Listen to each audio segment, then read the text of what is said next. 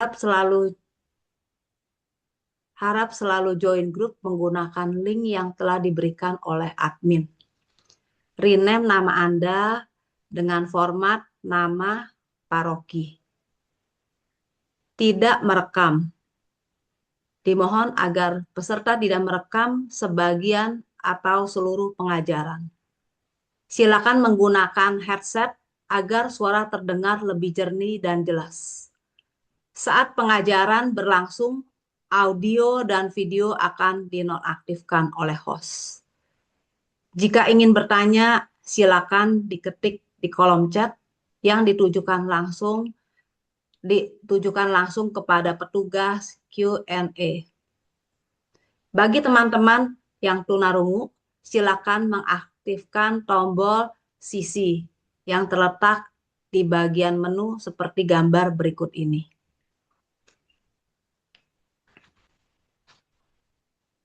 Mari kita awali kursus ini dengan doa pembuka. Mari kita satukan hati dan pikiran kita dalam nama Bapa dan Putra dan Roh Kudus. Amin. Amin.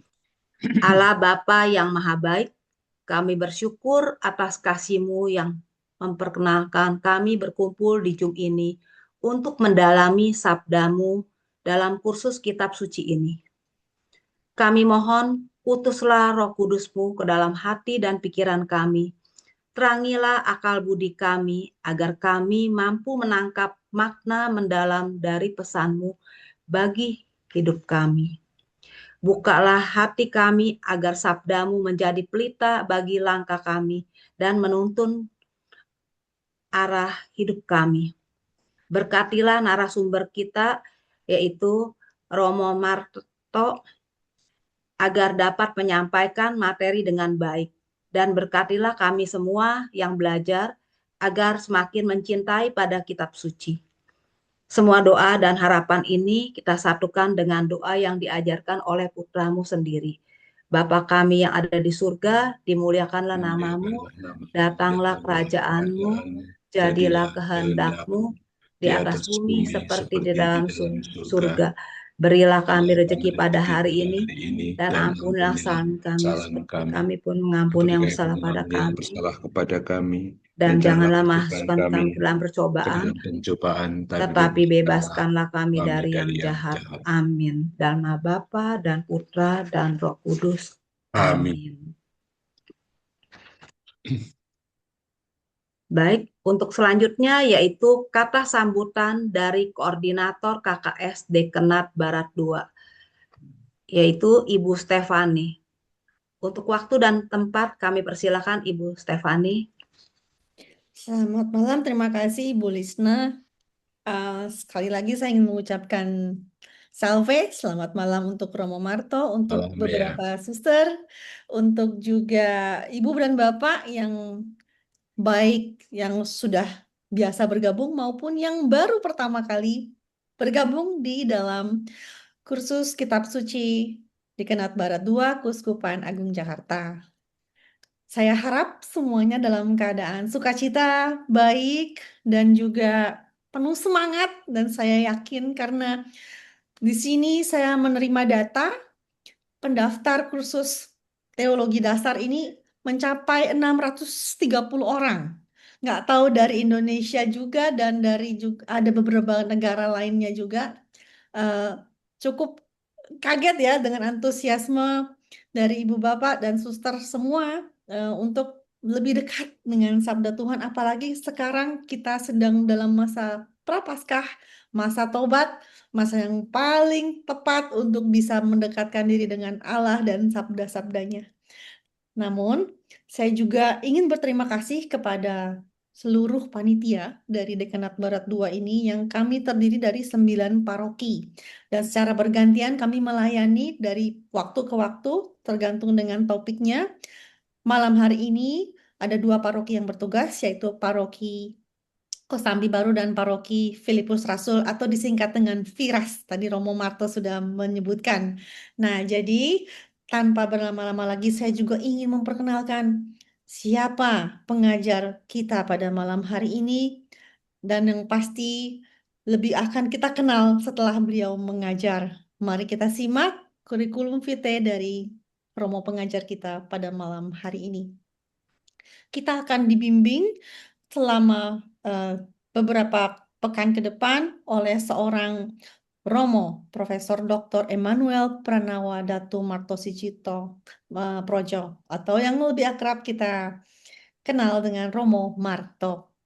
Romo Marto ternyata lahir di Bantul pada tahun 1962 dan menerima tahbisan Imal untuk Keuskupan Agung Semarang pada tanggal 15 Agustus 1990. Wah, tahun 1990 sepertinya saya masih SD nih, Romo. Oke. Dan untuk pendidikan terakhir dari Romo Marto adalah Doktor Teologi lulusan Universitas Innsbruck, Austria pada tahun 1995 dengan spesialisasi teologi dogmatik dan liturgi. Sedangkan riwayat pelayanan beliau adalah dari tahun 1996 dari sampai dengan tahun 2023 menjadi staf Seminari Tinggi Santo Paulus di Kentungan, Yogyakarta. Di sini saya juga melihat ada beberapa warga Jogja yang ikut bergabung dalam Zoom. Sejak 1 Agustus 1996, Romo juga menjadi dosen teologi dogmatik dan liturgi di Fakultas Teologi Kepausan Weda Bakti dan Fakultas Teologi Universitas Sanata Dharma Yogyakarta. Sedangkan di tahun-tahun berikutnya, tahun 1997 sampai tahun 2010, Romo menjadi Ketua Komisi Liturgi Keuskupan Agung Semarang. Dilanjut dengan anggota pleno Komisi Liturgi KWI pada tahun 1998 sampai 2006, sedangkan tahun 2008 sampai tahun 2010 menjabat sebagai Ketua Program Studi Ilmu Teologi di Fakultas Teologi Universitas Sanata Dharma.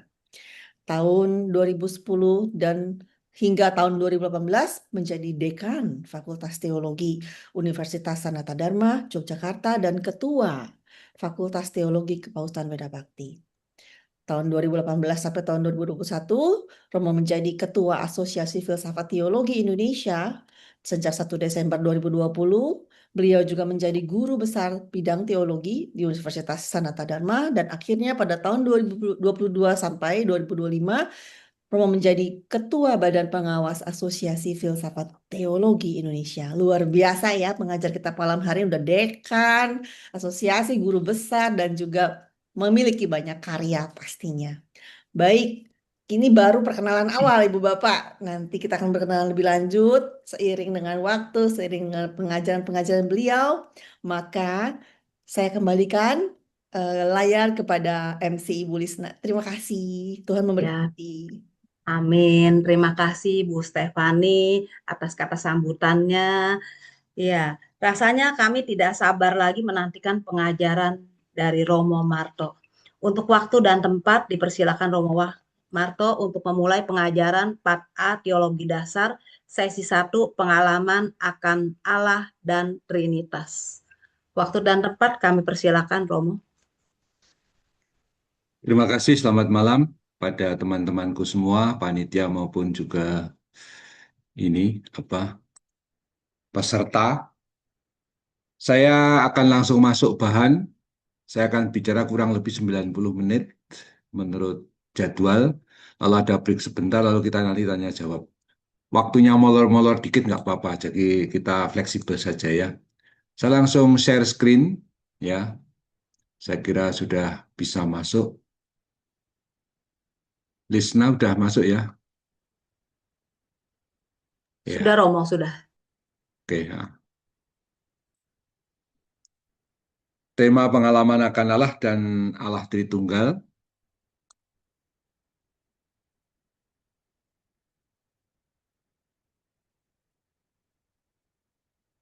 Buku sumber yang bisa diacu adalah buku Pokok-Pokok Iman Gereja, Pendalaman Teologis untuk Syahadat. Di situ seluruh pokok-pokok iman gereja ada dari pokoknya pendalaman teologi syahadat yang memang menjadi iman kita, itu komplit di situ. Bukunya bisa sangat memadai kalau untuk belajar para pemula khususnya. Kemudian kita masuk langsung mengenai pengalaman akan Allah. Ya, pengalaman. Pengalaman itu bersifat kompleks ya. Orang disebut berpengalaman itu berarti sudah istilahnya makan garam. Kalau orang itu banyak makan garam apa? Bisa tensi lalu stroke ya. Jadi bukan dalam arti itu, tapi dalam arti punya banyak pengalaman sudah melewati entah itu usia atau apa yang cukup panjang, pengalaman kemana-mana ya. Ada semacam kesanggupan untuk punya macam-macam aspek itu memadai. Nah, dalam pengalaman, setiap pengalaman itu perlu kita lihat dalam teologi fundamental, dikenal adanya dua jenis pengalaman. Ya. Pertama pengalaman langsung, yang kedua pengalaman tidak langsung. Setiap pengalaman itu selalu terstruktur dalam dua jenis atau dua aspek pengalaman ini. Pengalaman langsung atau konkret itu pengalaman kategorial. Itu istilah Karl Rahner, yaitu pengalaman yang dapat ditangkap dengan indera. Kita duduk, kita berdiri, kita makan, kita mengikuti Zoom sekarang ini, melihat, mendengar, mencecap, minum matcha, minum itu kalau di Jogja itu sekarang ini kan banyak itu toh teh teh jumbo 3.000 gitu ya. Terus pergi ke pasar belanja, nonton YouTube, main apa scroll scroll sosmed, itu semua pengalaman yang bisa difoto. Jadi semua yang bisa difoto, didengar itu semua sebenarnya adalah pengalaman konkret, pengalaman langsung. Nah, kalau kita berdoa itu pengalaman apa? Berdoa, kita berdiri, kita duduk, kita tangannya membuka, terbuka, lalu mulutnya komat kamit, ya komat kamit itu semua termasuk juga pengalaman langsung atau konkret. Nah, pengalaman tidak langsung itu pengalaman di balik pengalaman konkret itu. Itu pengalaman dasar, itu pengalaman transendental istilahnya Runner. Pengalaman yang mendasari dan menjiwai pengalaman konkret ada di balik atau melalui pengalaman konkret itu. Nah, contoh yang paling konkret itu saya sebut dua ya, yang pasti saudara-saudari langsung bisa menangkap. Pengalaman cinta, pengalaman dicintai. Misalnya contoh, yang selalu saya ceritakan karena ini real, konkret. Aku dicintai bapak, dicintai ayahku, bapakku yang sudah wafat lama ya, sudah meninggal lama. Waktu saya SD itu, saya lupa usia berapa, tapi waktu itu sekitar kelas 4 atau 5 gitu. Bapak saya itu membawa saya ke rumah sakit dari Bantul ke Jogja.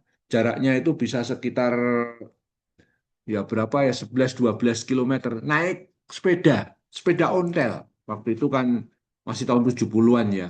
Bapak saya juga bukan orang berada,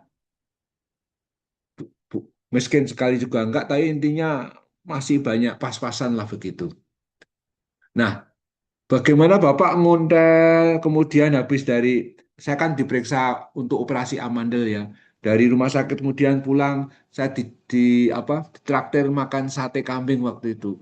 Pertama kali dalam hidupku ditraktir oleh Bapak dan mungkin itu sekali sekali itu saja ditraktir Bapak itu. Nah, itu pengalaman sangat mengesan sampai hari ini. Itu pengalaman konkret membonceng Bapak dengan sepeda ontel, Bapak mengayuh. Tapi di balik Bapak mengayuh, Bapak membawa saya ke rumah sakit, memeriksakan saya, itu adalah pengalaman dicintai. Nah, pengalaman dicintai Bapak itu adalah pengalaman tidak langsung. Itu pengalaman dasar. Begitu pula pengalaman panggilan. Ini ada beberapa suster OP ya, teman-temanku juga.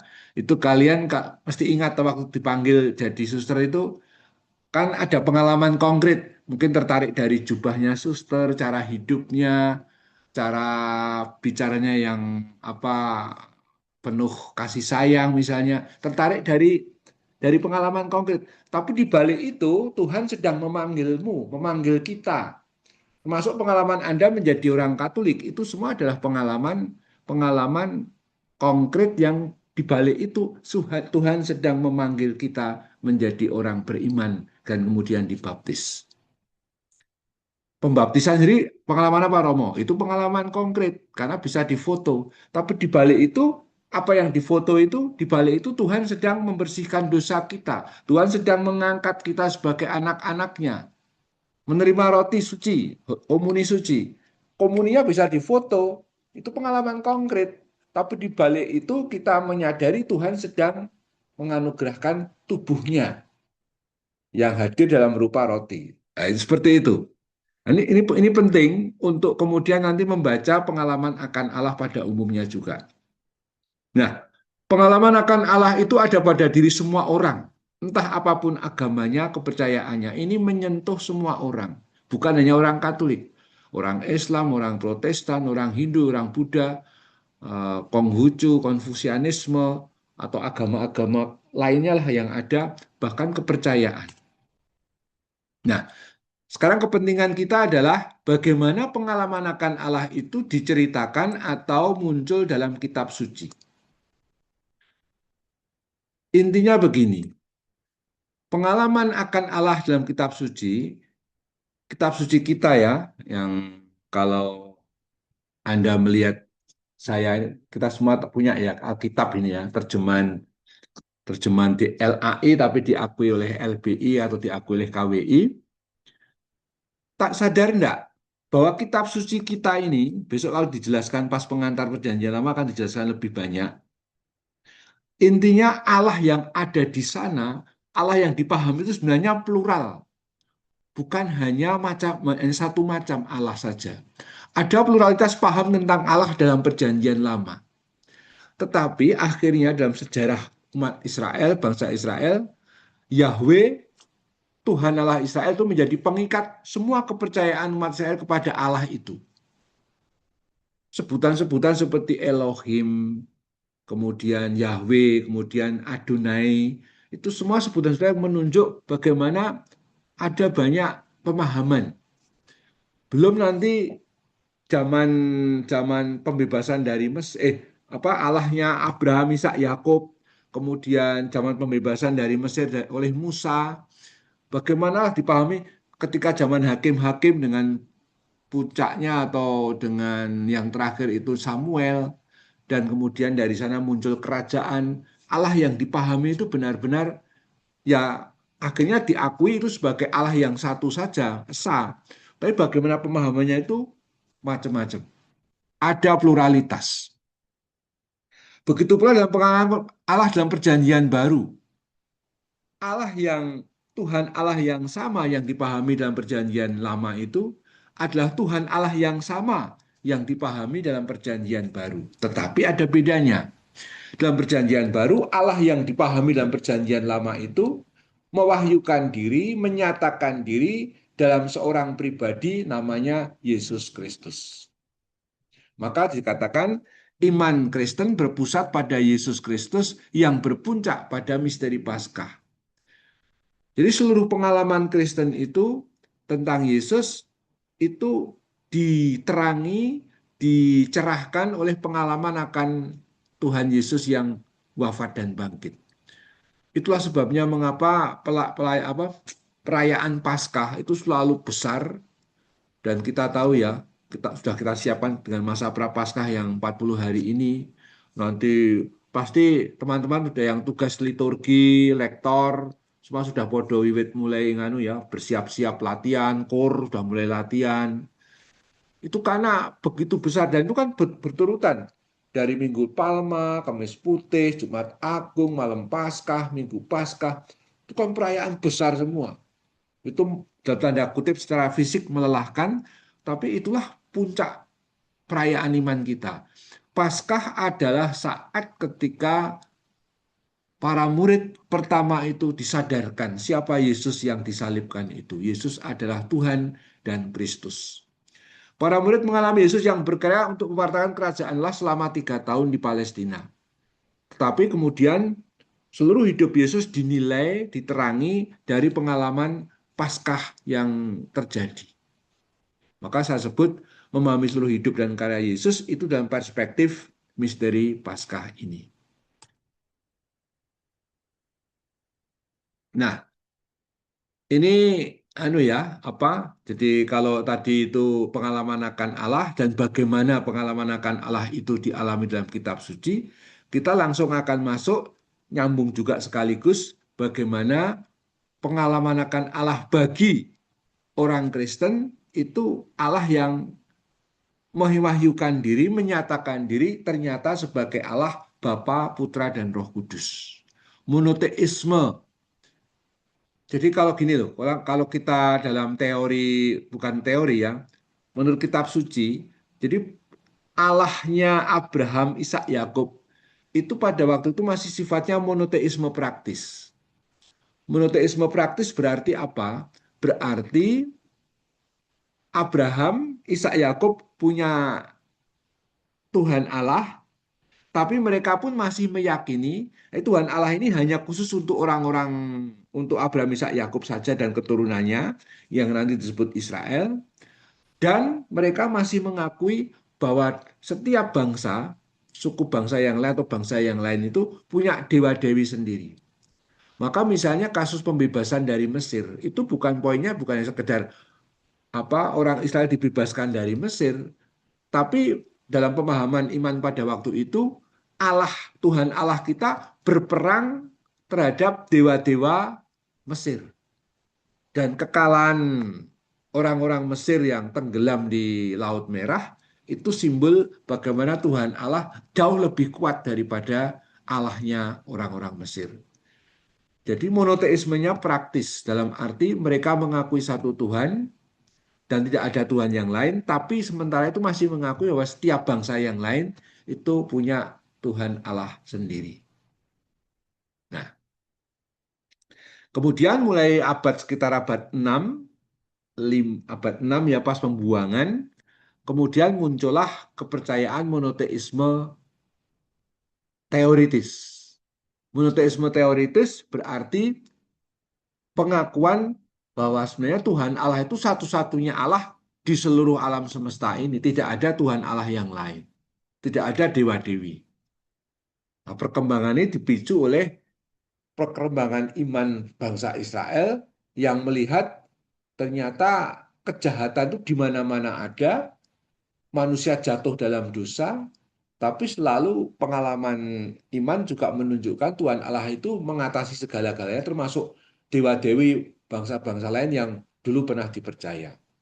Sehingga sebenarnya Allah itu, Tuhan Allah itu sebenarnya cuma satu gitu loh. Yang kemudian zaman Yesus itu sudah diakui monoteisme teoritis dan kemudian sekarang kita akui itu sama. Apa yang diperjuangkan tauhid oleh orang-orang Islam itu juga warisan dari pengalaman iman bangsa Yahudi ini. Jadi dalam hal itu sebenarnya kita satu iman dalam hal monoteisme. Ya. Sekarang bagaimana dengan iman gereja akan Allah Israel? Allah Tritunggal. Sekarang Trinitas kita masuk. Nah, iman gereja akan Allah Tritunggal itu sebaiknya tidak dijelaskan pertama-tama dengan simbol-simbol. Ya, memang simbol-simbol itu bisa membantu dari aspek gambaran 3-1-1-3-3-1. Banyak orang bahkan mungkin di antara Anda masih berpikir untuk menjelaskan Allah Tritunggal itu biasanya yang selalu dikutip ya, dan itu sangat sangat terkenal memang.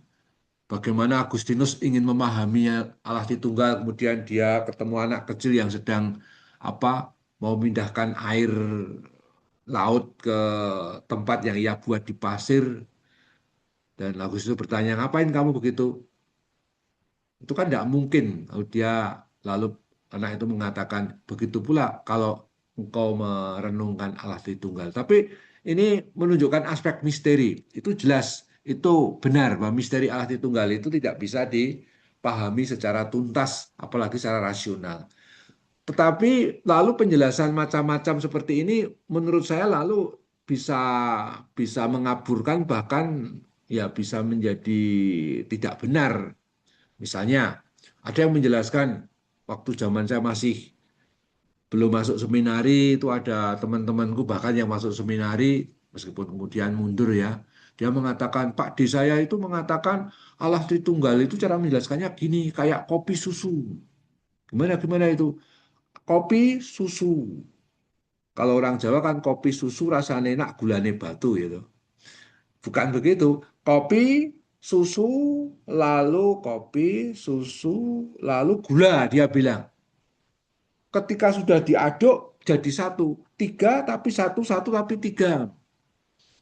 Terus ngomong gitu. Atau seperti ini, dia bilang. Seperti matahari. Sumbernya itu Bapa, sinar terangnya itu Putra, hangatnya itu, panasnya itu Roh Kudus. Satu matahari, tapi bisa dilihat dari sumbernya, terangnya. Sepertinya membantu 3113. Tapi itu mengkerdilkan aspek sejarah keselamatan. Nah, perhatikan poin kedua saya ini.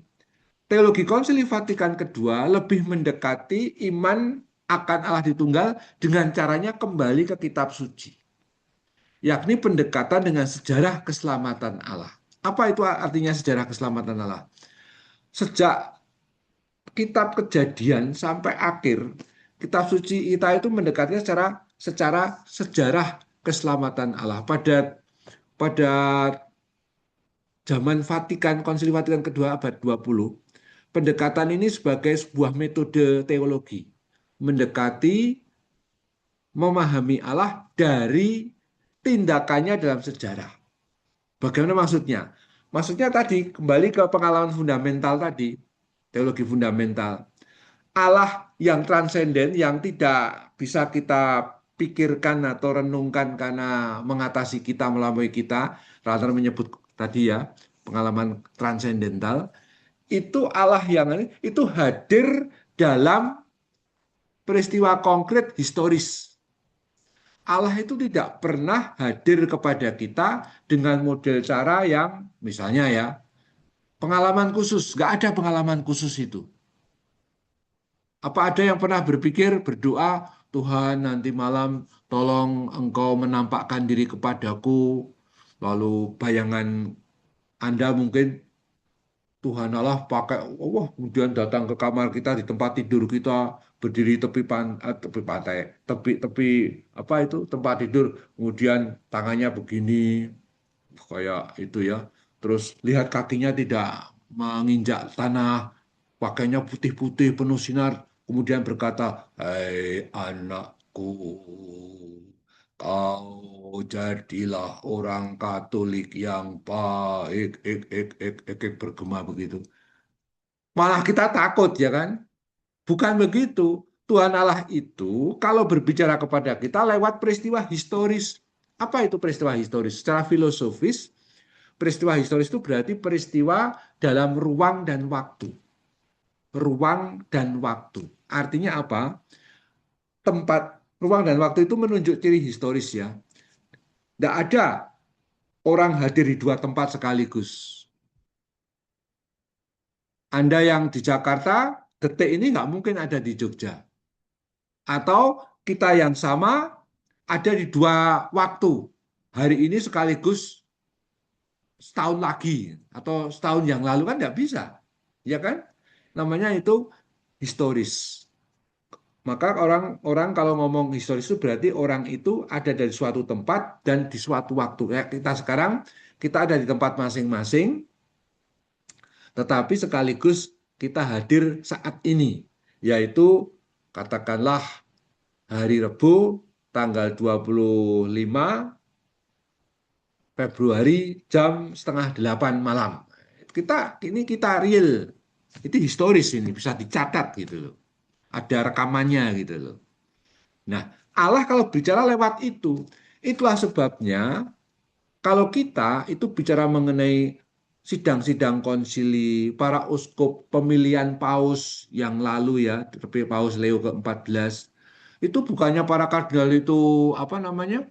Kardinal itu kemudian berdoa di ruang doa, kemudian tiba-tiba dari langit muncul lidah-lidah api atau burung-burung dara yang kemudian ada di mereka terus membisiki kata nama tertentu. Enggak, itu penuh politik, itu penuh dengan, lihat nganu film Konklav ya. Ya. Lalu lihat cerita Bapak Kardinal Suharyo bagaimana dia menjalani konklav beliau waktu waktu tahun-tahun lalu ya, tahun lalu. Kan semuanya berlangsung manusiawi sekali. Itulah maksud saya historis.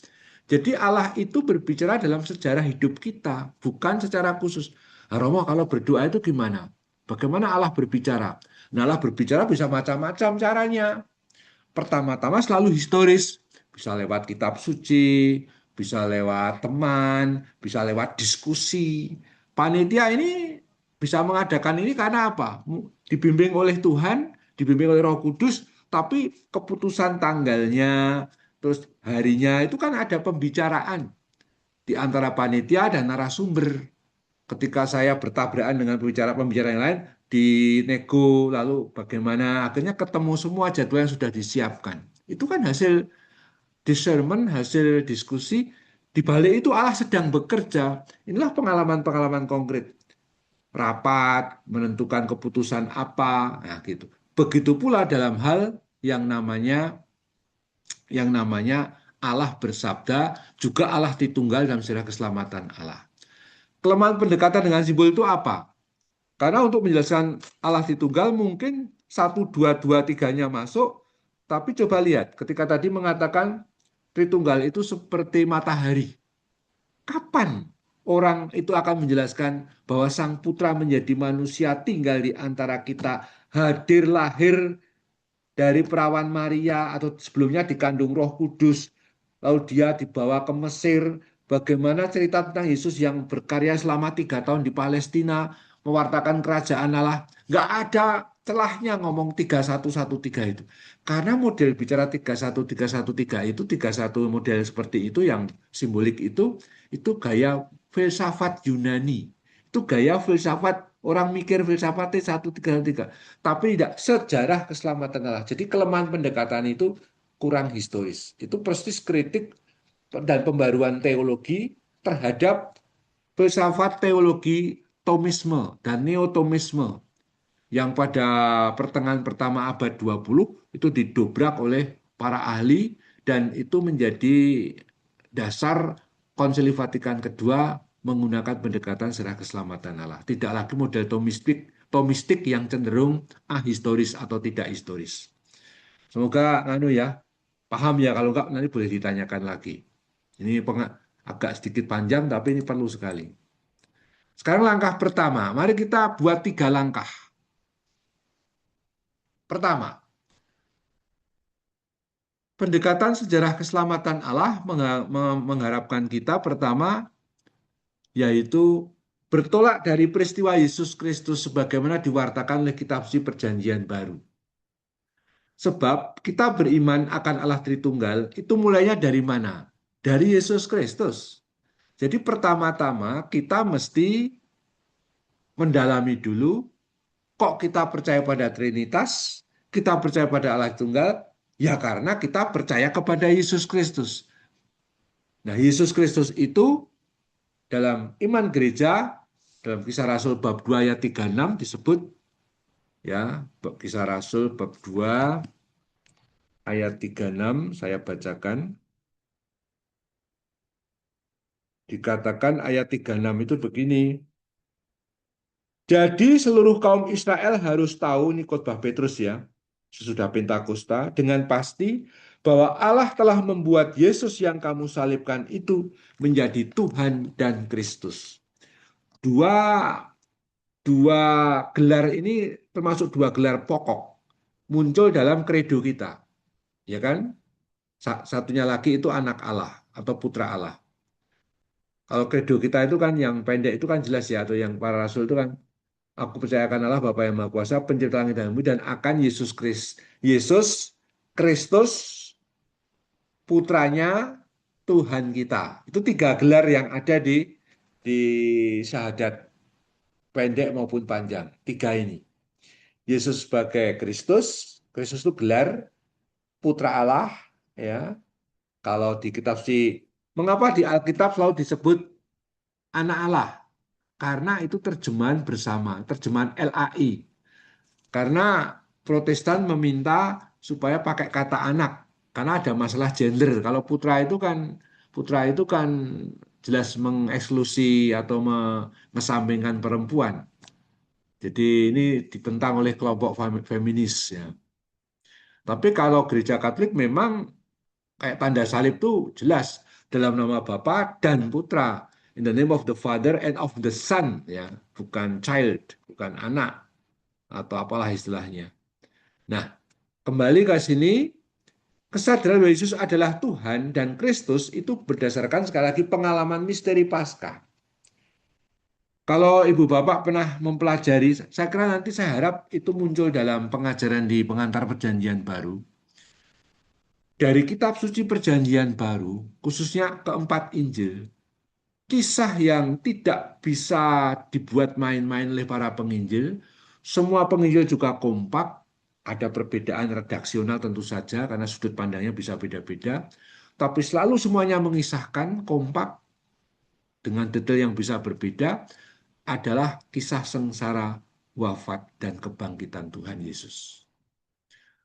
Kisah yang lain itu tidak selalu ada. Kisah kanak-kanak Yesus hanya ada di Matius dan Lukas. Markus tidak, Yohanes tidak. Tapi begitu ngomong sengsara, semua kompak ngomong. Itu menunjukkan betapa pentingnya peristiwa itu. Dan coba lihat, kalau Anda balik-balik kitab suci, bagian kisah sengsara wafat kebangkitan Tuhan itu paling panjang dibandingkan kisah hidup Yesus yang lain. Ini sudah menunjukkan betapa pentingnya. Lalu juga ketika tampil pertama kali Petrus berkhotbah itu, ngomong yang diutamakan pertama apa? Ya tentang sengsara, wafat, dan kebangkitan Tuhan.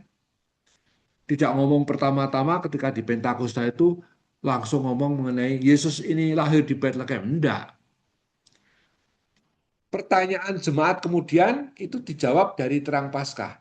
Misalnya gini, misalnya ya. Misalnya, orang-orang yang dibaptis pas Pentakosta itu sudah para rasul penuhi Roh Kudus, misalnya ya, mereka tanya kepada Santo Petrus, panggilannya Pak Petrus gitu aja. Pak Petrus dan para rasul mau tanya, Yesus itu lahirnya di mana sih? Apa di Bantul atau di Kosambi atau di mana? Di Solo atau di mana? Enggak toh? Tapi yang diomongkan pertama adalah Yesus yang kamu salibkan itu telah diangkat oleh Allah menjadi Kristus Tuhan dan Kristus. Jadi poinnya ada itu. Nah, ketika Petrus ditanya di mana Yesus lahir, mudah sekali jawabnya. Yesus itu dialami dengan misteri Paskah itu adalah Kristus dan Tuhan, Tuhan dan Kristus. Dia adalah Tuhan yang menggenapi seluruh isi nubuat kitab suci perjanjian lama. Seluruh teks kitab suci perjanjian lama itu sebenarnya mengarah kepada diri Yesus Kristus dan kedatangannya.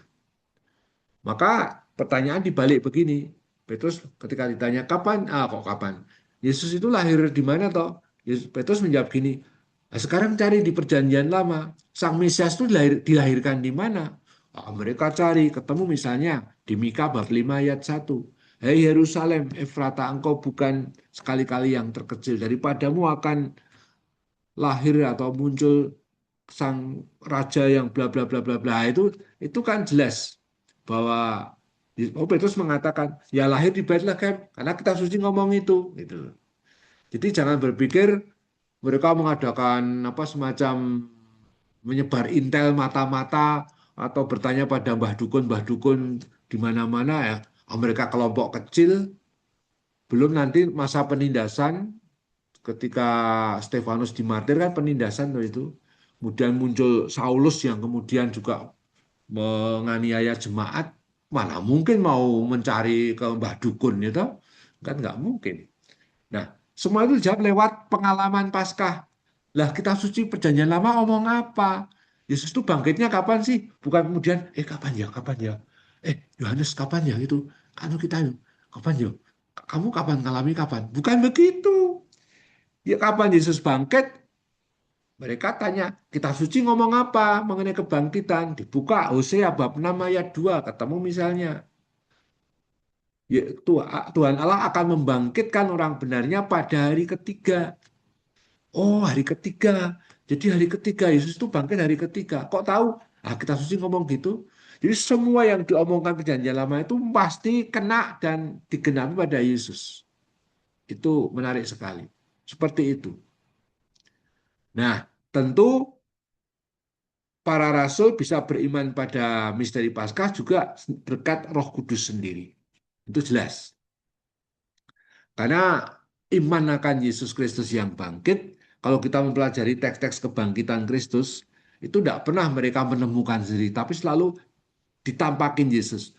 Ada seorang ekseget yang sangat bagus mengatakan, misalnya penampakan Yesus di Injil ya, sudah Yesus bangkit, itu bukan Yesus menampakkan diri, terjemahnya, bukan Yesus menampakkan diri, tapi Yesus membiarkan diri tampak atau dilihat oleh orang para murid. Jadi seluruh seluruh subjek dan seluruh inisiatif ada pada Tuhan. Yesus membiarkan diri atau mempersilahkan orang-orang melihat dirinya. Jadi itu yang aktif itu Tuhan yang membuat dirinya dikenal dan selanjutnya juga di dikenal dan terutama dalam Ekaristi tentu saja ya. Tapi ini lain nanti pertemuan lain ya. Nah, tiga, misteri Paskah mencakup sengsara wafat dan kebangkitan Yesus Kristus. Peristiwa salib merupakan puncak dan paling menentukan dari hidup Yesus. Dari salib ke Paskah segalanya dilihat, ini sudah saya jelaskan tadi sebenarnya. Peristiwa salib atau Paskah merupakan peristiwa yang tak terduga bagi para murid. Jadi ketika para murid ikut Yesus, tahu toh seperti pertanyaan, teman-teman pernah lihat belum The Chosen dari Netflix? Saya nonton sampai habis tapi belum selesai ya. Penderitaan Yesus, sengsara Yesus belum belum belum muncul. Katanya masih digarap, katanya sudah selesai tapi kata tidak tahu mungkin tahun ini ya dirilis atau dipublish atau kita tunggu saja. Tapi itu film itu sangat bagus menurut saya dan paling tidak menjelaskan walaupun tentu saja agak pilihan, adegan-adegan itu pilihan-pilihan, tapi tidak pernah di luar kitab suci. Tidak ada, semuanya masih kanonik anunya, Injil yang diikuti itu. Tapi yang jelas, para murid kayak misalnya Yohanes dan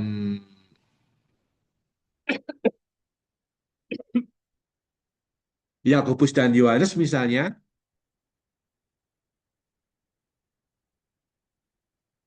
pengen duduk di sebelah kanan dan kiri Yesus itu memang yang dipikirkan adalah Yesus ini jadi presiden. Yesus ini akan jadi, kalau bahasa kita sekarang ya, maka saya mesti dekat dengan dia dan nanti jadi menteri apa gitu ya. Misalnya ya, kalau kita bayangkan seperti orang berebut kekuasaan para murid itu. Sehingga mereka bertengkar dan marah karena mereka juga pengen gitu loh.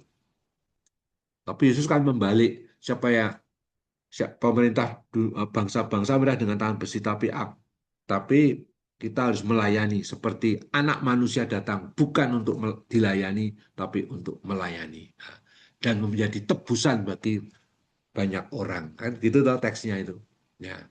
Jadi membalik semua dugaan. Dan ketika Yesus disalibkan, mereka kaget. Kenapa?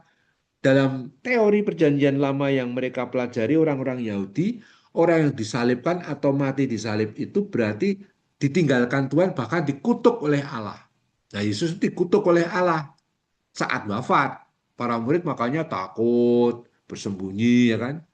Tapi tiba-tiba ada pengalaman Yesus yang bangkit dan itu mengagetkan mereka. Wih, kebangkitan itu kan hanya mungkin datang dari Allah. Orang bangkit itu hanya satu kuncinya, pasti Allah yang membangkitkan.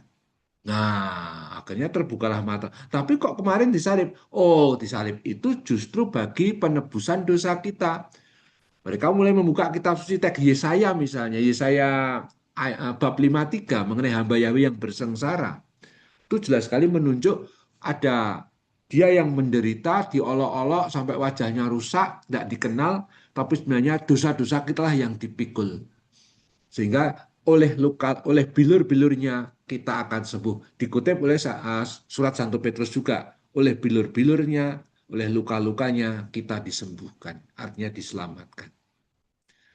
Sehingga ternyata penderitaan Yesus pun sudah dinubuatkan sebenarnya. Demi apa? Pengampunan dosa, untuk kebangkitan itu membuka perspektif yang sungguh-sungguh besar dan tak terduga yang membuat mereka sadar ini Yesus ini datang dari Allah. Kalau nggak mungkin nggak bangkit. Kalau nggak mungkin dia bangkit. Seluruh hidup Yesus dilihat dari terang Paskah atau seluruh terang wafat dan kebangkitan Yesus. Seluruh segi hidup, kelahiran, karya, sabda, karya, semua dipandang dinilai dari terang Paskah itu. Bukankah cara memandang itu sangat lazim dalam hidup kita kan? Iya kan? Coba kalau sekarang kan zamannya sosmed, orang pamer foto ya, pamer pernah ke Singapura, pernah kemarin itu saya yakin yang pesertanya ada yang anu kok sampai ke tanah agama ke Roma untuk jubileum ya, ke Porta Santa, apalagi Jakarta, saben paroki, saben gereja itu menjadi Porta Santa sehingga bodoh ziarah antar gereja ya kan. Nah, itu ada foto-foto gitu lalu kita lihat, kita akan melihatnya pada saat dari terang sekarang ini. Dalam kepentingan penjelasan saya, misalnya, saya masih ingat ketika anak-anak OMK, anak-anak Mudika zaman dulu ya, saya sudah pastor di paroki Bugeran, misalnya, ada beberapa anak muda yang saya ajak ikut ke rumah, bapak ibu saya masih sugeng, masih hidup. Lalu ada album foto-foto saya ketika saya masih SD, walaupun nggak banyak ya, SMA, ya, Prater gitu ya. Nah, tapi saya sudah romo sekarang, waktu itu sudah romo. Lalu anak-anak muda itu melihat foto saya, mereka tanya kepada ibu saya, Ibu, ini fotonya Romo Marto? Romo Marto kok jelek kayak gini? Ya sampai sekarang juga jelek. Tapi Romo Marto kok, masa Romo Marto kayak gini sih? Misalnya mereka tanya gitu tuh, ibu saya, iya itu Romo Marto. Padahal di foto itu saya belum Romo, tapi mereka sudah menyebutnya pakai pengalaman sekarang. Itu sama persis kalau kita mengatakan Yesus lahir dari perawan Maria, dikandung dari Roh Kudus. Itu semua penilaian dari terang kebangkitan ini. Semua dibaca dari perspektif yang paling penting yang sekarang terjadi. Jadi sebenarnya itu suatu yang sangat biasa lah dalam hidup kita. Kayak tadi Stefani bilang ketika tahun 90 itu saya tahbisan, oh saya masih SD Romo. Nah itu kan melihat waktu zaman yang dulu dengan kacamata sekarang, ya kan? Gitu. Nah, langkah kedua. Jadi langkah pertama, oh ini sampai langkah keempat barangkali ya. Kita ikuti aja langkah kedua. Jadi kita bertolak selalu dari Yesus Kristus. Pengalaman Paskah membuka perspektif para murid bahwa Yesus ini ternyata bukan hanya guru biasa, tapi dia adalah Tuhan dan Kristus. Nah, pertanyaannya, saat berkarya selama 3 tahun, Yesus itu mengajar dan sekaligus menunjukkan lewat hidupnya sendiri bahwa Allah adalah Bapa kita.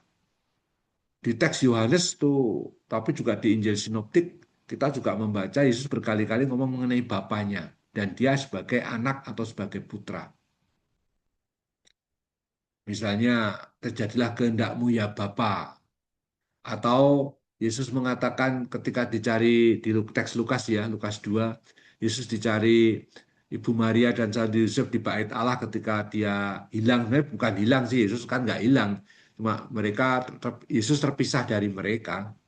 Itu kan toh kan Yesus ketika dalam tanda kutip ditegur Maria, apa yang kau lakukan toh nak? Kami bapak ibumu ini mencari engkau. Yesus menjawab, mengapa kau cari aku? Aku kan ada di rumah Bapakku, ya kan? Misalnya. Jadi Yesus selalu menyebut Allah sebagai Bapa.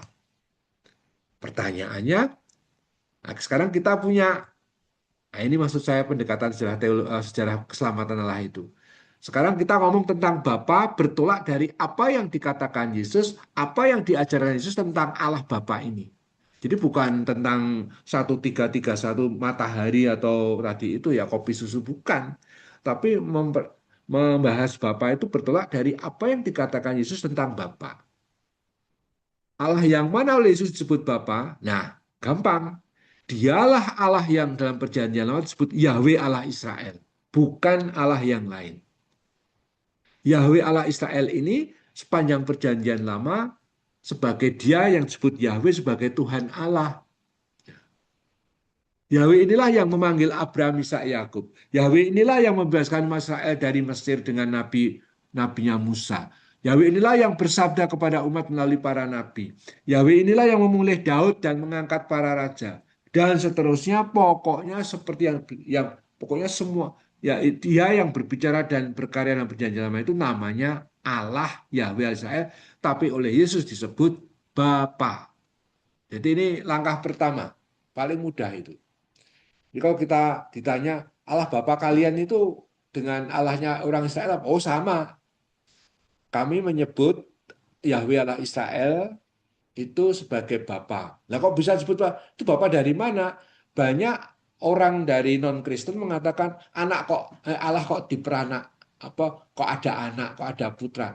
Mereka berpikir apa? Berpikir sangat biologis, seolah-olah kriterium manusiawi bahwa seorang anak itu dari lahir dari bapaknya dan ibunya diterapkan ke konsep Tritunggal yang sama sekali tidak berdasarkan biologis, tapi berdasarkan keterpilihan dan panggilan keterpilihan. Loh, di antara kita aja kan biasa toh, misalnya para frater misalnya ya, para frater di seminari tinggi itu sudah mengajar anak-anak SD, kan mereka juga berlatih menjadi guru. Lalu anak-anak SD-nya itu murid-muridnya itu tiba suatu hari Minggu podo kunjungan ke seminari. Ramai sekali.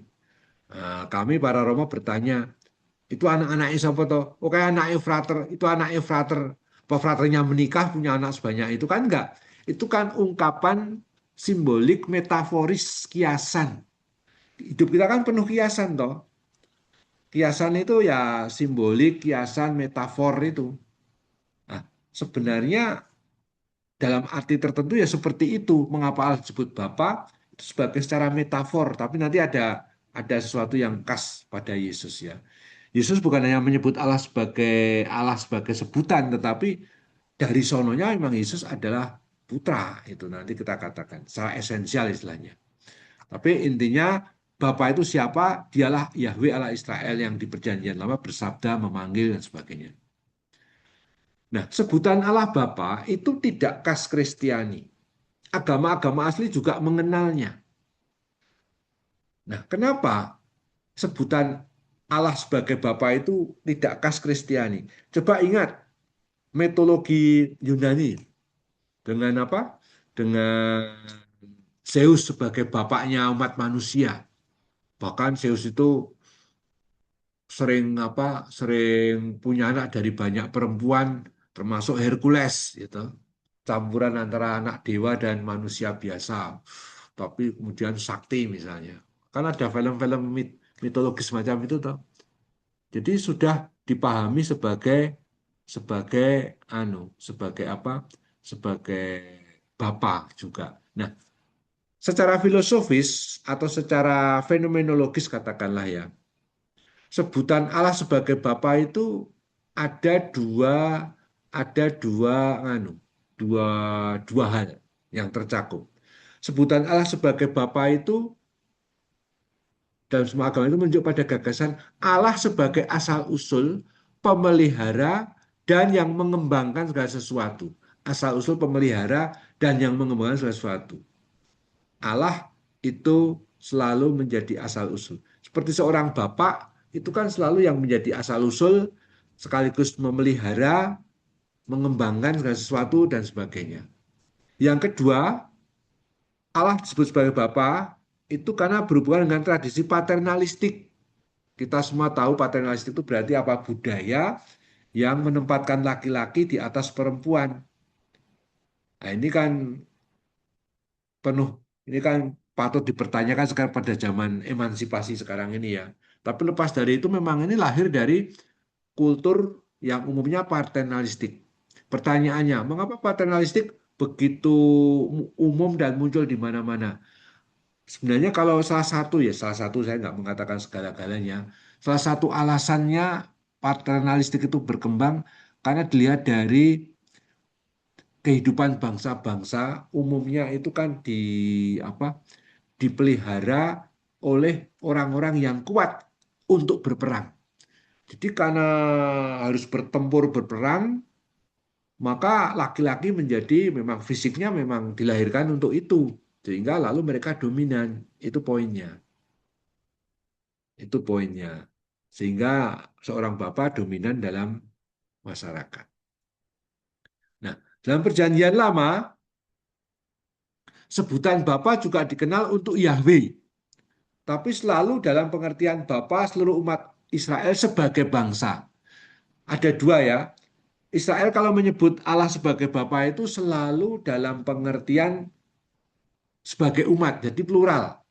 Nanti bandingkan dengan Yesus itu personal. Lalu kiasan sebagai Bapa itu dalam arti kiasan metafor kayak anaknya frater tadi ya, itu kan kiasan. D. Dalam perjanjian baru, Yahweh atau Tuhan Allah Israel itu disebut Bapa, perbedaannya.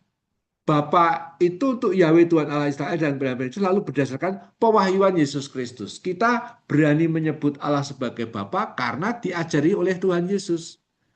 Ingat ketika doa Bapa kami, Yesus mengajar Bapa kami yang ada di surga. Jadi kita menyebut Allah sebagai Bapa itu karena diperintah Tuhan Yesus, telah meneladani Tuhan Yesus, pokoknya ya semua sumber kita itu di Yesus Kristus. Yang kedua, tapi ternyata ada soal yang berbeda. Kita menyebut Allah sebagai Bapa dan Yesus menyebut Allah sebagai Bapa, ada perbedaan. Dalam hubungan Yesus Kristus dengan Bapa itu ada hubungan yang khas istimewa yang tak tergantikan, yang kita pun tidak punya. Karena Yesus menyebut Bapakku, maka dia mengatakan pada Maria Magdalena sudah bangkit itu, aku harus pergi kepada Allahku dan Allahmu, Bapakku dan Bapamu. Jadi intinya dibedakan. Kekasan hubungan dengan Yesus itu nggak ada yang melebihi. Nah, lalu nanti saya jelaskan begini.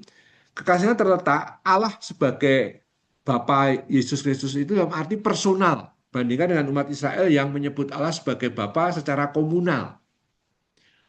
Dan ini yang mau saya katakan, Yesus menyebut Allah sebagai Bapa itu dalam pengertian yang sebenarnya atau sejati. Memang bukan hanya kiasan, tetapi Allah sebagai Bapa itu dalam arti benar-benar.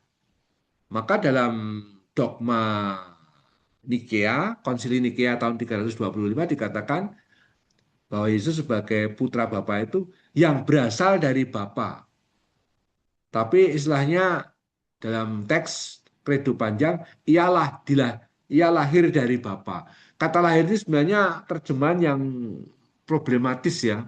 Karena lahir itu selalu kita gambarkan lahir dari rahim ibu. Padahal kata lahir di sini sebenarnya lebih menunjuk pada makna diasalkan. Berasal dari Bapa. Kapan? Sejak kekal. Pokoknya sejak kekal itu artinya ya nggak ada waktu dan ruang sebelum penciptaan tentu saja ya. Pokoknya segala sejak kekal sebuah pirar mikir. Aku ya bingung. Sejak kekal piye ora nggak bisa dibayang gitu ya.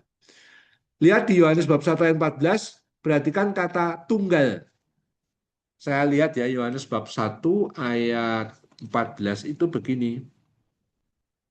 Firman itu, sabda itulah menjadi manusia dan diam di antara kita, dan kita telah melihat kemuliaannya, yaitu kemuliaan yang diberikan kepadanya sebagai anak tunggal Bapa, penuh kasih karunia dan kebenaran. Kok ada kata tunggal? Apakah nggak ada anak yang lain? Kata tunggal bukan dalam pengertian jumlah, tapi sebagai satu-satunya anak Allah. Maka itu yang membuat dia istimewa. Satu-satunya anak Allah. Dialah yang anak Allah yang sejati. Lalu bagaimana kita bisa disebut anak Allah? Nah, ya, anak Allah kita itu karena kita berpartisipasi dalam keputraalaan Yesus berkat baptisan yang kita terima. Dengan baptisan kita berpartisipasi dalam keputraalaan Yesus. Bahasa partisipasi itu apa toh? Nebeng, bonceng, ya. Jadi yang sejati sebagai putra Allah itu hanya Yesus. Kita itu disebut sebagai putra-putri Allah, anak-anak Allah, karena nebeng, karena bonceng. Maksudnya gimana, Romo? Nebeng, bonceng itu gini loh, bonceng kemuliaan itu gini loh. Misalnya ya, misalnya seorang Romo, misalnya gimana ya, kalau di seminar itu gampang banget membuat contohnya. Misalnya seorang Romo atau Romo Rektor gitu ya, bisa membayangkan ya, itu ngajak dua frater datang memenuhi undangan pesta di Jakarta. Wah, tapi nggak mungkin ya, kalau rektor di Jakarta mungkin ya.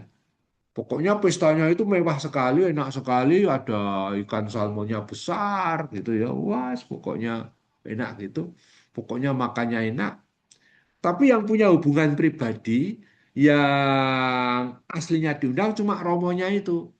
Tapi karena ada dua frater atau tiga frater itu ikut bonceng, ikut nebeng, ikut mengantar, mereka pun ikut dapat kemuliaannya Romo itu. Yaitu apa? Dapat ikut makan, bahkan mungkin makannya lebih banyak, ya kan? Itu nebeng, namanya bonceng. Anu melu kamukten bahasa Jawa ya. Ikut ikut menikmati kemuliaan. Kalau saya suster itu misalnya sebagai junior, lalu ikut pikonya yang diundang ke pesta keluarga mana gitu, suster yang lain yang junior itu bisa ikut menikmati. Hanya nebeng kemuliaan yang sebenarnya dimiliki relasi khususnya oleh suster piko misalnya macam itu. Misalnya kalau kita ngajak anak kita atau siapa pergi ke pesta, yang kenal kita, tapi anak-anak kita ikut menikmati kemuliaan dalam tanda kutip. Itu artinya nebeng bunceng. Maka kalau kita itu disebut ikut menikmati kemuliaan Allah, itu melulu gara-gara berpartisipasi. Kok partisipasi? Berpartisipasi. Lagi. Berpartisipasi. Artinya ambil bagian. Jadi sifatnya bukan karena dari karcisnya sendiri, kemampuannya sendiri, tapi melulu karena nebeng Tuhan Yesus itu. Karena ambil bagian. Karena kita sudah menjadi anggotanya Yesus. Besok kalau pas kenaikan ke surga itu kan ada privasinya kan bagus loh itu. Sebagaimana kepala itu telah dimuliakan, maka anggota tubuhnya, badannya yaitu gereja ikut masuk ke surga juga. Jadi, masuk kepalanya naik sendiri, nggak ada tubuhnya. Niat nek wong Jawa ngomong kayak gundul-gundul pringis itu ya. Nek hanya kepala doang gitu ya. Nggak ada itu. Kalau kepalanya yaitu Kristus sebagai kepala itu terangkat ke surga, tubuhnya katut, katut tuh ikut gitu loh. Karena ikut nebeng menjadi satu. Jadi kita itu melulu mendapat segala hak keistimewaan bersama Allah hidup ilahi melulu karena Yesus Kristus, bukan karena jasa kita. Jadi omong kosong kalau kita Anda jangan memahami puasa itu ya seperti agama lain. Agama lain kan puasa supaya dapat pahala, supaya masuk surga. Kita itu sudah bersama Yesus yang mendapatkan kemuliaan di surga. Kita ikut karena Yesus itu, bukan karena diri kita. Perbuatan baik kita itu nggak ada artinya kalau dibandingkan dengan kemuliaan kekal yang sama sekali mengatasi kemanusiaan kita. Karena itu hidup ilahi. Tapi kembali ke teologi fundamental saya tadi, pengalaman akan Allah, kemuliaan Allah, semua hadir dalam pengalaman konkret. Jadi doa-doa kita, ikut misa kudus, kalau kita ikut adorasi lalu merasa benar-benar merasa dekat dengan Tuhan, itu bagian pengalaman konkret yang menghadirkan pengalaman transendental, pengalaman tidak langsung, pengalaman akan Allah. Dengan demikian dapat saya rangkum, kita mengenal dan menyebut Allah sebagai Bapa ya karena kita diberitahu oleh Yesus Kristus Tuhan kita, bukan karena kita punya ide sendiri. Tidak. Semua sekali lagi fokusnya di Yesus. Nah, sekarang langkah ketiga. Yesus sebagai putra. Yesus Kristus sendiri menyebut dirinya sebagai putra, sang anak, sang putra. Lihat di banyak teks kitab suci, khususnya Yohanes, itu banyak sekali tersebar bagaimana Yesus adalah sang putra. Sinoptik juga, ya. Jadi Allah Bapa itu jelas siapa itu? Tuhan Yahweh Allah Israel yang ternyata dalam pengertian Kristiani lalu dia yang kemudian diutus. Sang putra diutus oleh Allah Bapa untuk hadir di dunia. Dalam Yohanes bab 1 ayat 14 tadi, firman menjadi manusia tinggal di antara kita. Ya. Yesus Kristus sebagai sang putra itu ternyata juga Allah. Lah kok iso? Di mana? Ternyata sang putra yang juga yaitu adalah Yesus itu yang Yesus kan mengidentifikasikan diri sebagai putra. Pertanyaannya bagaimana sang putra itu adalah juga Allah? Jangan tanya dulu kalau gitu ada berapa Allah? Bukan itu cara mikirnya. Cara mikirnya Yesus itu ternyata juga adalah Allah. Ya. Tandanya apa? Banyak sekali. Nah ini petunjuk biblis mengapa Yesus adalah Allah. Ya, ini beberapa ya. Yesus itu bukan hanya mewartakan Allah, tapi ia sendiri dengan pengalaman para murid terhadap Yesus yang wafat dan bangkit, mereka terbuka matanya. Yesus itu bukan hanya mewartakan Allah, bukan hanya menghadirkan Allah, tapi ia sendiri adalah Allah atau berciri ilahi. Mungkin nggak ada di teks kitab suci yang mengatakan Yesus berkata, aku adalah Allah. Enggak begitu. Tapi ciri ilahinya itu terus-menerus muncul. Contohnya apa? Berbeda dari para nabi. Yesus selalu berkata, aku berkata kepadamu. Coba kalau Anda buka teks perjanjian lama, di sana tertulis apa? Beginilah firman Tuhan Allah. Beginilah firman Tuhan Allah. Kelihatan sekali kalau nabi itu hanya mewakili sambung lidah atau menjadi mulutnya Allah untuk bangsa Israel. Tapi para nabi sendiri bukan Allah. Tapi Yesus berkata gimana? Aku berkata kepadamu. Itu kata-kata saat setelah biblis aku berkata kepadamu itu berarti menunjuk kewibawaan dan martabat Yesus sebagai yang ilahi. Jadi ini mohon diingat-ingat ya. Kata aku berkata kepadamu kan banyak sekali ya di teks kitab suci kita itu. Itu sebenarnya menunjukkan martabat Yesus yang ilahi. Tidak, Yesus nggak berkata, Bapa berkata demikian, hai dengarkanlah seperti para nabi itu. Dengarkanlah demikianlah firman Tuhan, firman Allah. Enggak, aku berkata kepadamu. Jadi dia mengatakan sebagai atas dirinya sendiri. Misalnya Bapak Uskup, ya, Bapak Uskup Suharyo misalnya. Kalau Romo Vikjen atau Romo Paroki mengatakan, Bapak Uskup berkata begini, bla bla bla bla bla. Jelas mengutip nama beliau. Tapi ketika beliau sendiri yang ngomong, saya minta, gitu kayak aku berkata kepada gitu. Bukan jelas ya ini ya. Beda itu. Itu sudah menunjukkan kata-kata aku berkata kepada itu hanya dikatakan oleh Allah dalam perjanjian lama. Aku berkata, aku bersabda. Itu jadi Allah sendiri dengan kata aku. Aku adalah aku. Itu kan dalam Keluaran bab 3 itu ya ketika dia mewahyukan diri sebagai Yahweh. 2. Yesus mengampuni dosa. Kalau Ibu Bapak lihat di Markus bab 2, ketika Yesus menyembuhkan orang yang lumpuh, yang ingat ceritanya kan heboh sekali ya. Yesus itu didatangi orang sedang mengajar, lalu dari atap rumah itu dibuka, diturunkan apa namanya? Diturunkan dari atas itu dengan seluruh papan tidurnya itu di depan Yesus persis. Yesus melihat iman mereka, langsung Yesus mengatakan, bukan kamu sembuh, enggak. Kamu minta apa? Enggak. Yesus berkata apa? Kata pertamanya Yesus. Ini kata pertama Yesus di ayat 5 itu ya, bab 2 ayat 5. Hai anakku, dosamu sudah diampuni. Kata itu yang muncul pertama. Lalu para orang-orang Farisi heboh. Orang-orang Farisi berkata begini, ayat 6-7, tetapi di situ ada juga duduk beberapa ahli Taurat, mereka berpikir dalam hatinya, mengapa orang ini berkata begitu? Ia menghujat Allah. Siapa yang dapat mengampuni dosa selain daripada Allah sendiri?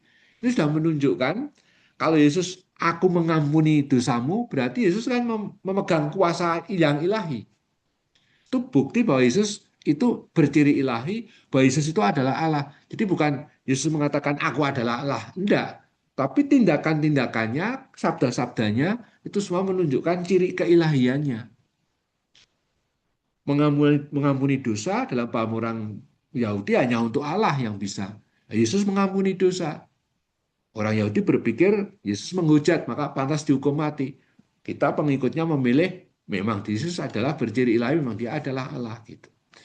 Lalu teks lain, Yesus melihat, siapa melihat? Yesus melihat Bapa di Yohanes bab 14 itu ya.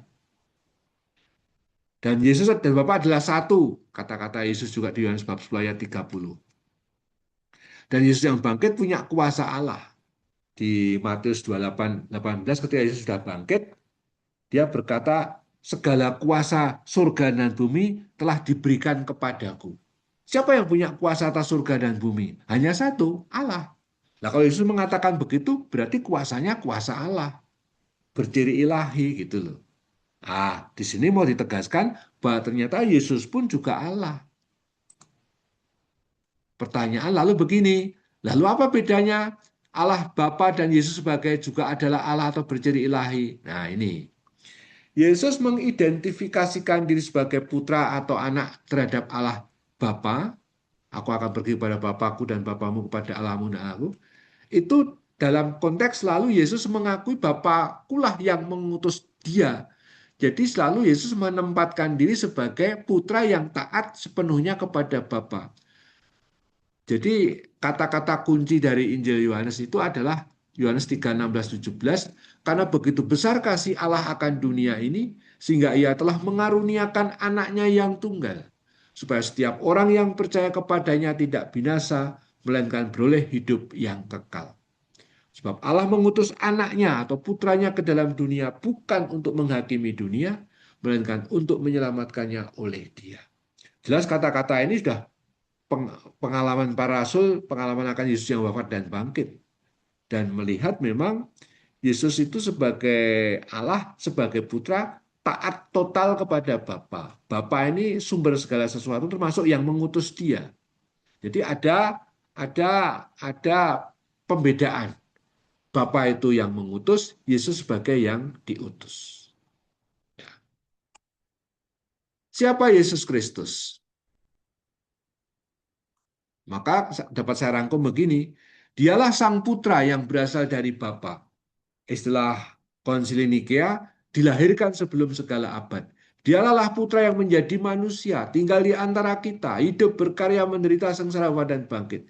Dialah Allah manusia yang setelah kebangkitannya dia naik ke surga. Versi Lukas. Ingat loh ya, Yesus naik ke surga itu hanya ada di Injil Lukas atau Kisah Para Rasul tulisan Lukas. Dia yang mengutus para murid untuk pergi mewartakan Injil ke seluruh dunia. Dia pula yang berjanji akan mengirim Roh Kudus. Wah, ini saya rangkum dalam satu pengakuan, intinya Yesus jelas berbeda dengan Bapa, tapi kealahannya memang tak terpisahkan dengan Bapa. Yang nanti dalam rumusan para bapak gereja yang disebut dengan Allah Tritunggal sebagai satu kodrat dan tiga pribadi. Tetapi itu prosesnya berapa tabad kemudian sesudah kitab suci ditulis, sudah perjanjian baru atau Yesus sendiri sudah wafat dan bangkit. Butuh beberapa abad. Tapi seluruh pewahyuan, seluruh isi siapa Yesus sudah selesai di kitab suci perjanjian baru yang menggenapi perjanjian lama. Ajaran-ajaran gereja itu bersifat merumuskan pemahaman yang baru untuk pewahyuan yang satu dan sama yang ada di dalam kitab suci perjanjian baru atau perjanjian seluruh kitab suci lah ya. Tapi menurut pemahaman konteks zaman masing-masing. Khotbah-khotbah Romo, entah menarik atau tidak, itu kan bagian dari memahami apa yang sudah selesai sebagai wahyu Yesus Kristus dalam kitab suci, tapi dalam bahasa sekarang supaya ditangkap maknanya bagi kehidupan sekarang. Bukan sebagai cerita masa lalu, tapi Yesus yang tetap hidup dan hadir di tengah kita. Sekarang langkah keempat. Roh Kudus.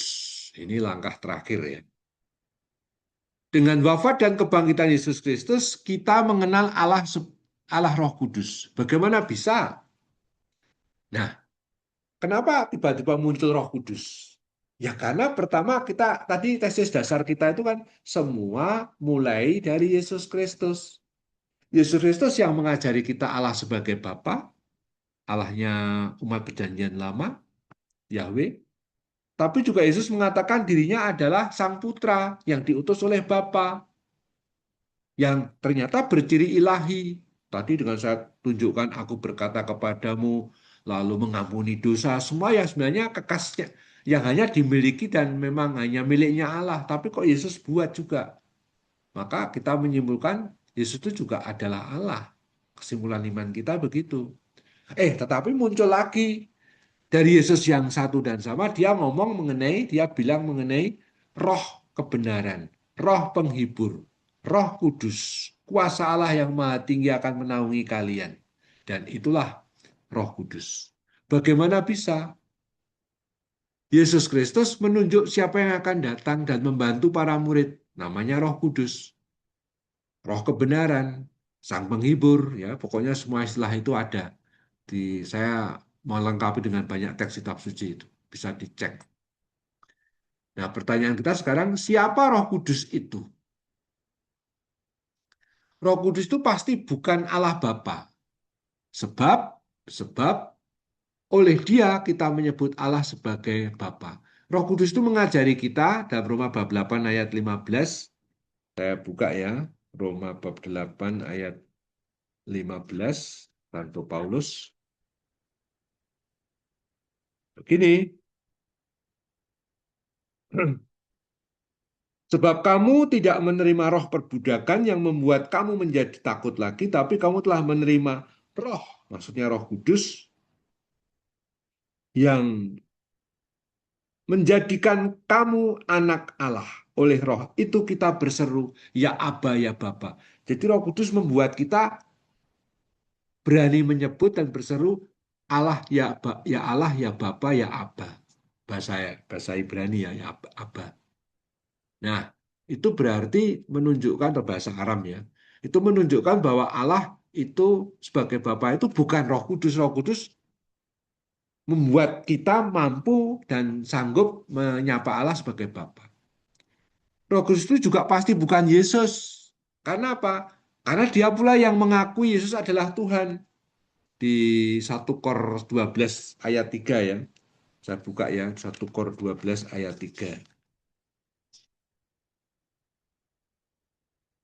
12 ayat 3. Karena itu aku mau meyakinkan kamu bahwa tidak ada seorang pun yang berkata-kata oleh roh Allah dapat berkata terkutuklah Yesus. Dan tidak ada seorang pun yang dapat mengaku Yesus adalah Tuhan selain oleh Roh Kudus. Jadi Roh Kudus itu ngajari kita menyebut Allah sebagai Bapa dan menyebut Yesus sebagai Tuhan. Jelas berarti Roh Kudus itu berbeda, bukan Bapa dan bukan Yesus. Tapi juga pasti Allah. Segala sesuatu yang Bapa punya adalah aku punya, sebab aku berkata, ia akan memberitakan kepadamu, yaitu Roh Kudus, apa yang diterimanya daripadaku. Nah, itu Roh Kudus itu juga nanti memang pada abad keempat dengan Konsili Konstantinopel yang pertama itu melawan bid'ah pneumatomaki. Pneuma itu roh, maki itu musuh. Musuh. Jadi bid'ah yang menentang kealahan Roh Kudus. bid'ah yang tidak mengakui Roh Kudus sebagai Allah. Nah, ini dilawan, dikutuk oleh Konsili Konstantinopel pertama tahun 381. Gereja sudah merdeka waktu itu, sudah bahkan kemudian menjadi agama negara Kekaisaran Romawi pada waktu itu, ya. Jadi pada waktu itu ada musuh, istilahnya musuh Roh Kudus. Tapi mau ditekankan oleh ajaran gereja bahwa sebenarnya Roh Kudus ini sungguh-sungguh Allah. Maka dikatakan ia disembah dan dimuliakan seperti Bapa dan Putra, ia yaitu Roh Kudus disembah dan dimuliakan.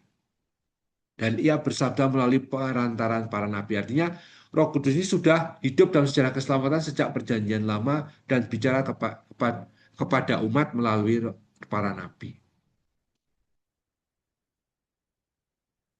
Nah, lalu apa Roh Kudus bagi kita? Roh Kudus itu Allah yang tinggal dalam hati kita. Roma bab 5 ayat 5. Roh Kudus itu pula yang menghadirkan Kristus dan mengingatkan kita pada Kristus. Jadi kita semua ini bisa menyebut Yesus sebagai Tuhan. Kita percaya pada Yesus. Kalau teman-teman menjadi, ini saya kira banyak ya, jadi guru agama atau katekis atau ikut pendalaman di sekolah SEP itu evangelisasi ya atau CAP ya. Itu semua karena Roh Kudus yang menggerakkan. Kalau kita punya katekumen yang kita didik, imannya itu bukan karena kita, bukan karena mereka sendiri, tapi karena Roh Kudus menggerakkan mereka. Roh Kudus itu yang juga menghadirkan. Kalau kita misalnya sekarang ini saya sendiri ya sedang mengajar, saya bisa omong seperti ini hanya melulu karena Roh Kudus. Semua yang baik yang saya katakan, iman yang saya katakan sebagai iman yang benar dari gereja, semua pasti bimbingan dan perkenan dari Roh Kudus. Kalau Anda bisa ngajar dengan baik para katekumen calon baptis ya, itu pasti karena Roh Kudus. Roh Kudus itu mendoakan kita, ini menarik ya. Roh Kudus sebagai person, sebagai pribadi belum muncul dalam teks kitab suci. Itu baru nanti pada abad 4 itu ketika dirumuskan dogma-dogma Tritunggal ya. Tetapi apa? Roh Kudus itu dikatakan mendoakan kita. Jadi seolah-olah punya kepribadian, dia bisa mendoakan kita. Berbagai peran Roh Kudus dalam hidup gereja, termasuk dalam seluruh aktivitas pewartaan Injil, liturgi, persekutuan, dan seterusnya, tampak pula melalui berbagai simbol dalam kitab suci. Kitab suci itu kan kalau menyebut Roh Kudus kan misalnya dengan lidah api, misalnya waktu para rasul menerima Roh Kudus dari saat hari Pentakosta.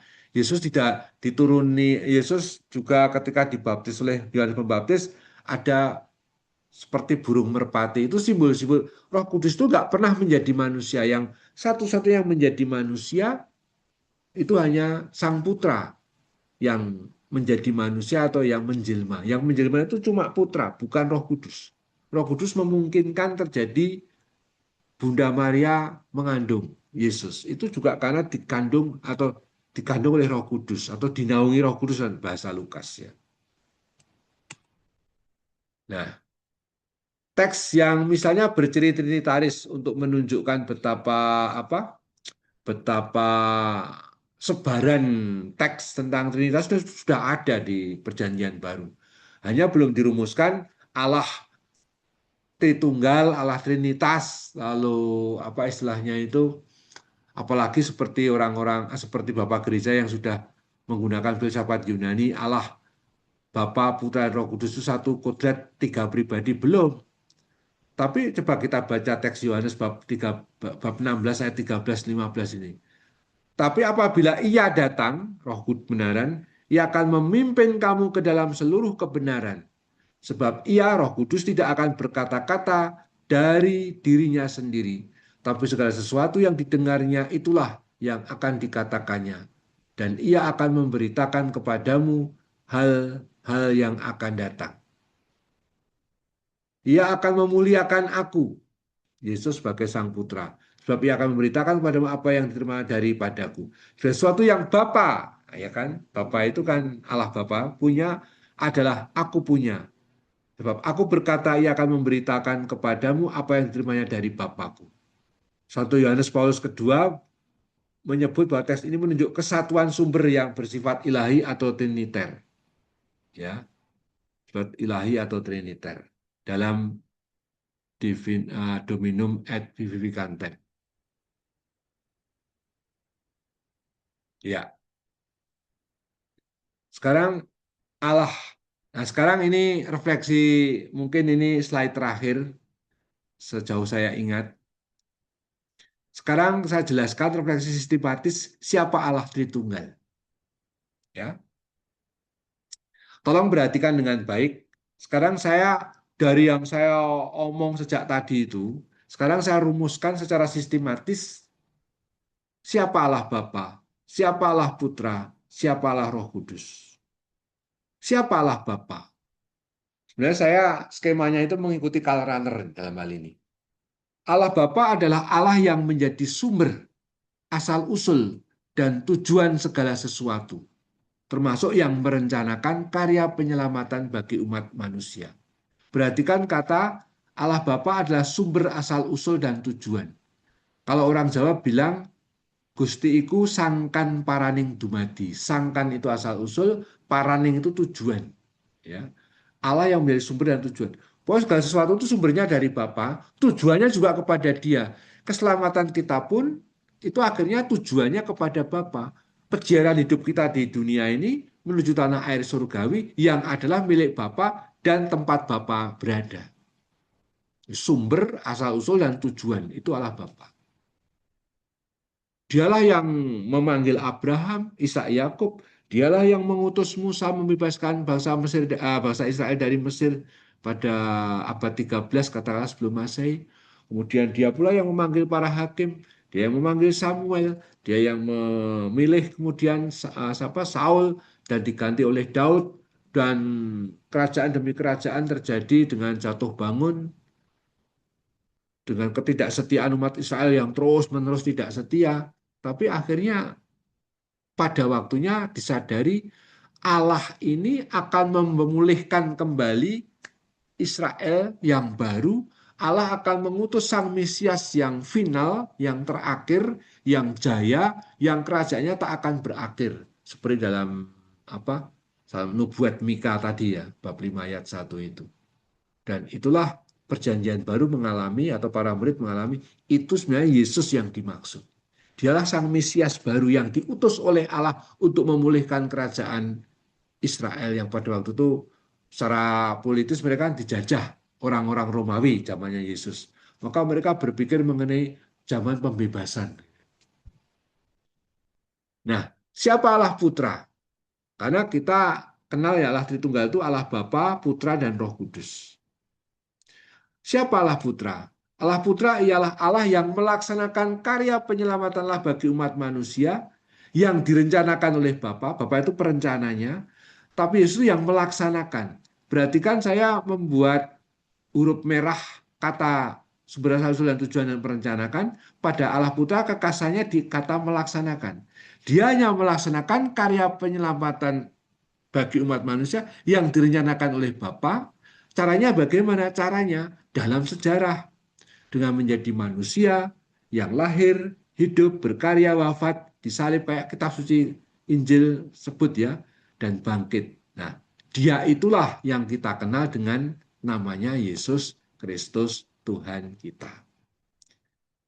Tapi sebelum menjelma menjadi manusia, Allah Tritunggal itu sudah ada sebelum segala abad. Kapan tuh Romo? Ambo. Sebelum segala abad itu kan berarti memang belum ada waktu. Kita nggak bisa menghitung. Nanti kalau pada waktunya kuliah bersama saya ngomong soal hari pertama itu menarik. Ya, tapi saya tidak tahu apakah nanti dalam seri ini nggak masuk, karena di buku Ekaristi saya yang sedang saya tulis sekarang ini. Itu ada penjelasan. Tapi intinya Allah Putra itu Allah yang melaksanakan apa yang direncanakan Bapa, yaitu karya penyelamatan bagi manusia dalam sejarah dengan menjadi manusia yang lahir, hidup, dan sebagainya. Terakhir, siapa Allah Roh Kudus? Allah Roh Kudus itu ini yang menghadirkan, menyampaikan, membagikan karya penyelamatan Allah yang direncanakan Bapa dan dilaksanakan oleh Putra ketika hidup, lahir, berkarya, wafat, dan bangkit, itu sebagai karya keselamatan yang sudah selesai dilaksanakan, tapi perlu dibagikan, perlu dihadirkan kemana? Ke setiap orang, di mana? Di semua tempat, kapan? Di sepanjang zaman. Ya, perhatikan kata-kata ini saya pilih dengan khusus ya. Kepada setiap orang kapan? Sepanjang zaman, baik itu zaman Yesus, abad 2, abad 3, sampai abad sekarang, sampai abad akhir zaman nanti, zaman kita sekarang ini, termasuk bahkan jangan lupa abadnya, abadnya, abadnya sebelum Masehi. Artinya Roh Kudus juga yang membagikan karya penyelamatan Allah Yesus Kristus itu kepada orang-orang sebelum Yesus, termasuk Abraham, Ishak, Yakub, Nuh, semua itu mengalami keselamatan hanya karena dan melalui Yesus Kristus. Semua menantikan kedatangan Sang Mesias namanya Yesus Kristus itu. Nah, yang membuat itu sampai siapa? Roh Kudus. Nah, pertanyaan yang lebih praktis untuk kita, Romo, bagaimana Roh Kudus itu menghadirkan, membagikan karya penebusan, karya penyelamatan Allah yang direncanakan Bapa dan dilaksanakan puncaknya pada Yesus wafat dan bangkit itu 2000 tahun yang lalu itu? Jawabannya sangat mudah, melalui sakramen-sakramen, terutama Ekaristi.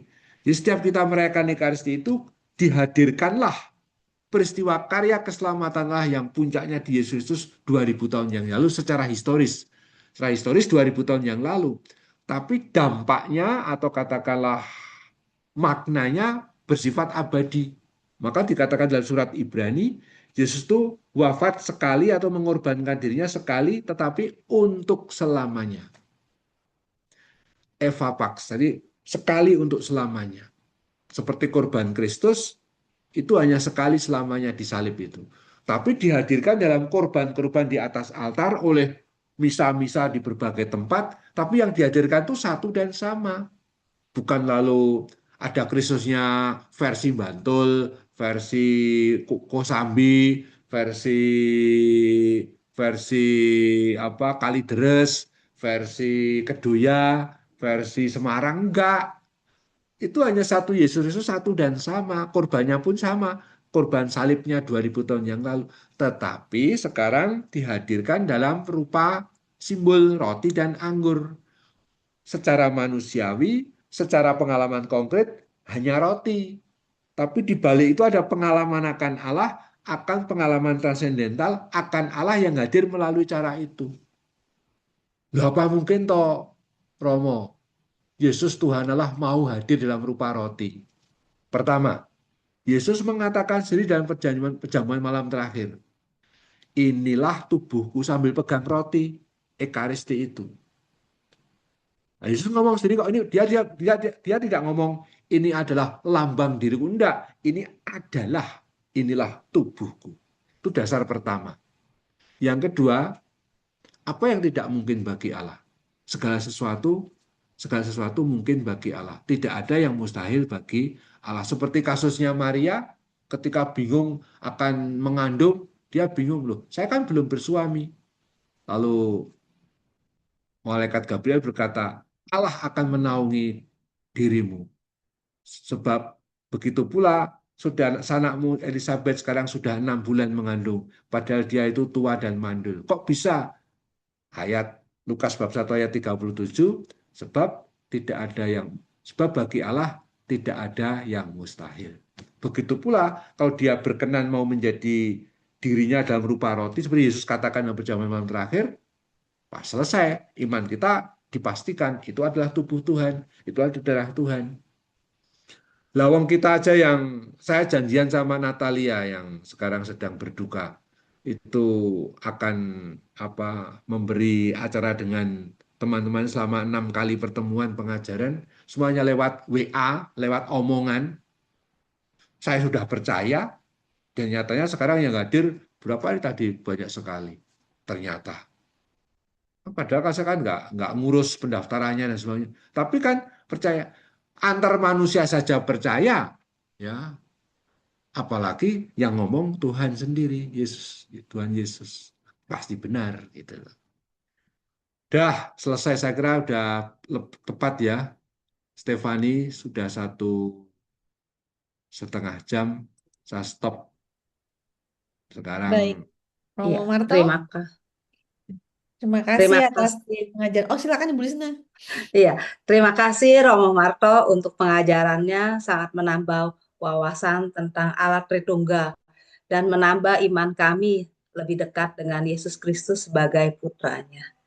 Baik, untuk selanjutnya kita short break. Romo dipersilakan kalau memang mau ke belakang dulu.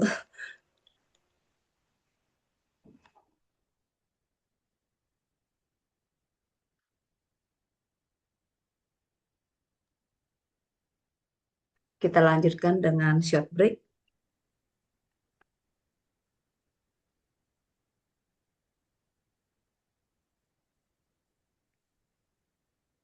Bro Glenn bisa dibantu tayangan slide untuk pengumuman.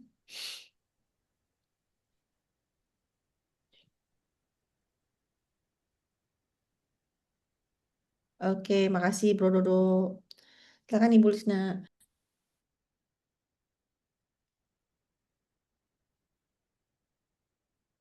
Belum kelihatan. Oh iya, baik. Untuk persembahan kasih ini sangat menunjang untuk kelancaran pelayanan kitab suci di Dekanat Barat 2. Bisa kirim ya lewat rekening BCA nomor rekening 372 045 0592 atas nama Brigita Kusmiati Eng atau Stefani Aditya Farna.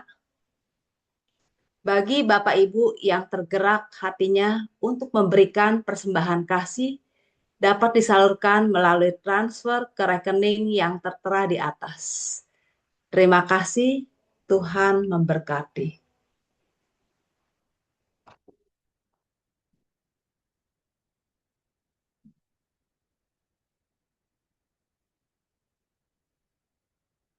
Ya, untuk pemesanan buku, ya Suster, Bapak Ibu, kiranya pada kesempatan ini kita bisa memiliki buku yang ditulis oleh Romo Marto, bisa pesan melalui scan QR yang ada tertera di layar, atau memesan melalui Gform yang akan di-share di kolom chat atau WA Group.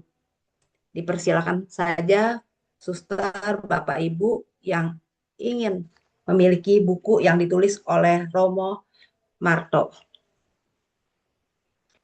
Ya, silakan. Berikut ini akan diputar video. Silakan Suster, Bapak Ibu untuk menyaksikannya.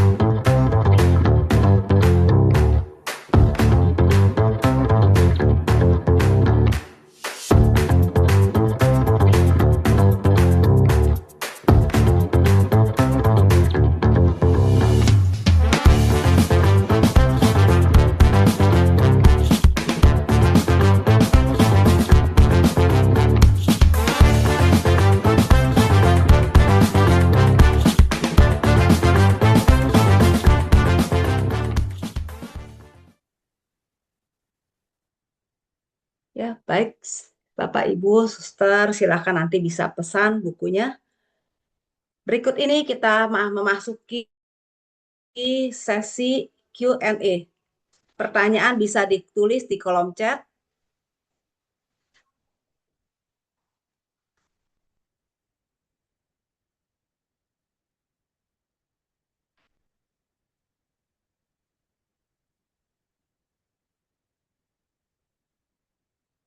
Silakan Bapak Ibu untuk menuliskan pertanyaan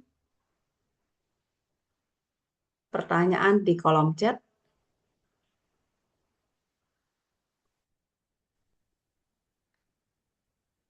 Ya, Romo, saya bacakan ya pertanyaannya. Ya, ya, ya. Ya, selamat malam Romo. Apakah jenis kelamin Allah adalah laki-laki? Sebab seringkali disebut Allah Bapa dan dalam dunia nyata Bapa adalah laki-laki. Mohon penjelasannya. Terima kasih Romo. Baik, ini pertanyaan kritis, tapi saya juga senang menjelaskannya. Ada dua penjelasan atau dua langkah. Yang pertama, sebenarnya penyebutan Allah sebagai Bapa itu dalam arti istilahnya analog. Analogi itu bahasa filsafat artinya atau istilah bahasa ya. Analogi itu artinya kemiripan dalam perbandingan. Mengapa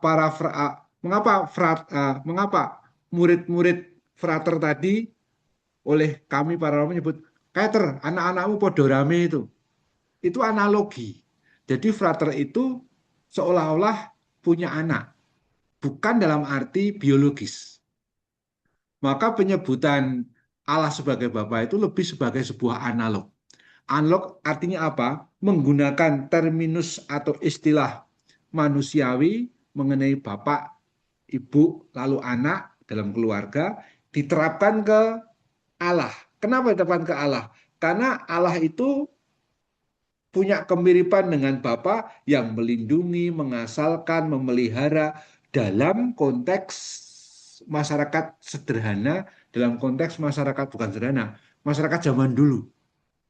Kalau sekarang kan agak banyak single parent yang ibu-ibu menjadi bapaknya juga, menjadi yang cari nafkah, yang ya kan. Tapi jangan berpikir model seperti itu, kan? Agak kacau. Tapi dalam struktur masyarakat lama seperti itu. Itu fungsi laki-laki waktu itu memang pelindung terhadap serangan perampok, serangan suku bangsa lain. Jadi mereka menjadi menonjol perannya dan dominan, lalu menjadi paternalistik. Lepas itu baik atau tidak, atau tepat atau tidak, untuk zaman sekarang itu pantas kita pertanyakan, kita diskusikan. Karena saya pun sangat setuju mengenai emansipasi perempuan, itu juga saya sangat setuju. Tapi hanya memahami konteksnya gitu. Itu pertama, jawaban pertama. Bersifat analog, bukan bersifat biologis. Ini kesalahan berpikir banyak orang di situ itu.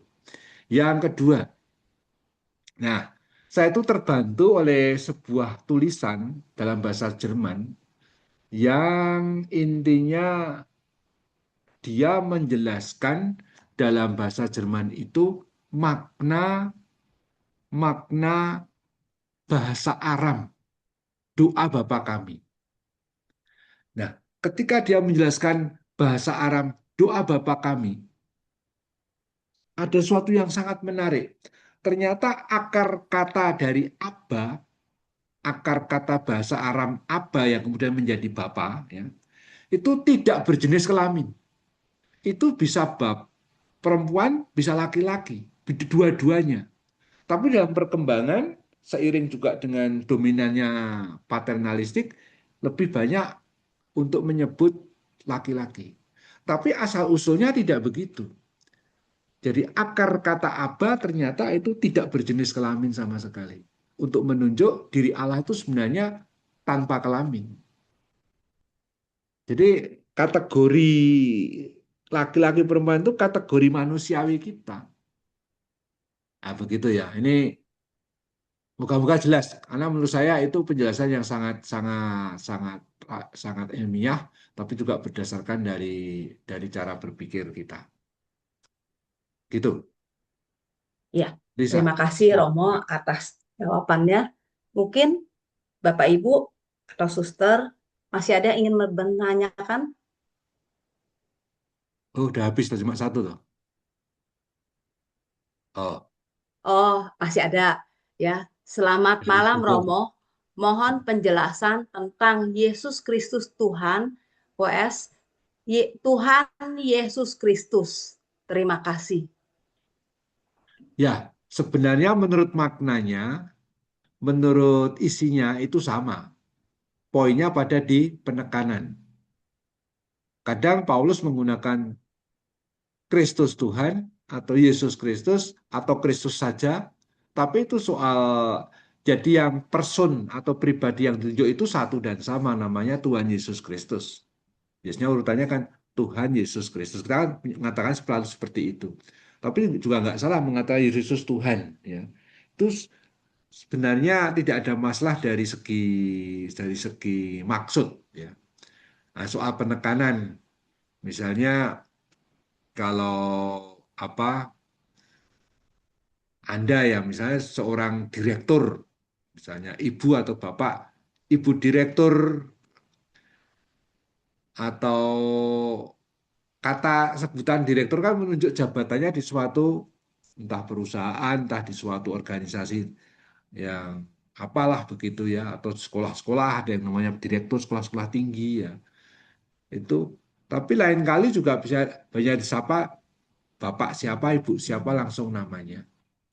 Jadi penyebutan-penyebutan itu sebenarnya mau menekankan sesuatu yang mau diutamakan, tapi tidak mengubah diri orangnya yang satu dan sama. Itu maksudnya, Lisna. Cukup, saya kira. Iya, Mudah itu. iya, baik. Terima kasih Romo. Bapak Ibu masih ada yang mau ingin ditanyakan? Satu pertanyaan lagi, silakan. Oh ya, ada yang raise hand ini. Silakan. Ini dulu, ada Oh, yang oh ya, tulis dulu ya. yang ditulis dulu ya. Tunggu ya Pak, sebentar. Dalam inkarnasi Allah Putra yang menjadi manusia. Lalu kalau dalam peristiwa Teofani dalam perjanjian lama, ini misalnya ya, api yang dilihat Musa atau orang yang berkumul dengan Yakub itu pribadi Allah yang mana, Romo? Ya, baik. Jadi pertama-tama kita harus membacanya dari konteks perjanjian lama itu sendiri ya, bahwa pada waktu itu belum ada iman akan Allah Trinitas. Jadi bagaimanapun juga harus dikatakan bahwa waktu itu yang dikenal hanya cuma satu Allah, Yahweh Allah Israel, yang kemudian kita sebut sebagai Bapa menurut kata-kata dan ajaran Tuhan Yesus Kristus. Tapi apakah Putra dan Roh Kudus sudah hadir? Ya, dalam perspektif Trinitaris, ini mau saya katakan ya, yang namanya Bapa, Putra, Roh Kudus sebagai Allah Tritunggal itu tidak pernah terpisah. Jadi nggak ada cerita misalnya Allah Bapa duduk-duduk di rumah, Allah Putra jalan-jalan ke pasar, Roh Kudus kunjungan umat ke Kosambi, itu nggak bisa ya. Tapi yang benar adalah Allah itu selalu satu kesatuan yang Maha Esa tadi, tapi hadirnya juga selalu bersama dalam tanda kutip sebagai Allah Bapa Putra Roh Kudus. Tapi perannya yang berbeda. Bapa menjadi sumbernya, Kristus pelaksananya secara manusiawi, dan Roh Kudus yang menghadirkan Bapa Putra Roh Kudus itu, Bapa dan Putra itu dalam hidup konkret manusia. Jadi kalau ditanyakan apakah itu juga Tritunggal sudah hadir? Sudah. Tapi masalahnya kan orang waktu itu atau teks ditulis itu atau Musanya atau Yakubnya kan belum memahami sebagai Allah Tritunggal. Itu kan bahasa kita. Jadi bedakan antara bahasa rumusan yang sudah baru muncul di Perjanjian Baru atau kita dan diri Allah sendiri yang memang sejak awal mula dalam perspektif cara ngomong kita itu selalu Allah Triniter, Allah Tritunggal. Itu Iya, terima kasih Romo. Untuk selanjutnya yang raise hand ya. Silakan Pak Roli. Pak Roli bisa mic-nya mungkin dibuka. singkat saja ya, tanyanya singkat. Iya.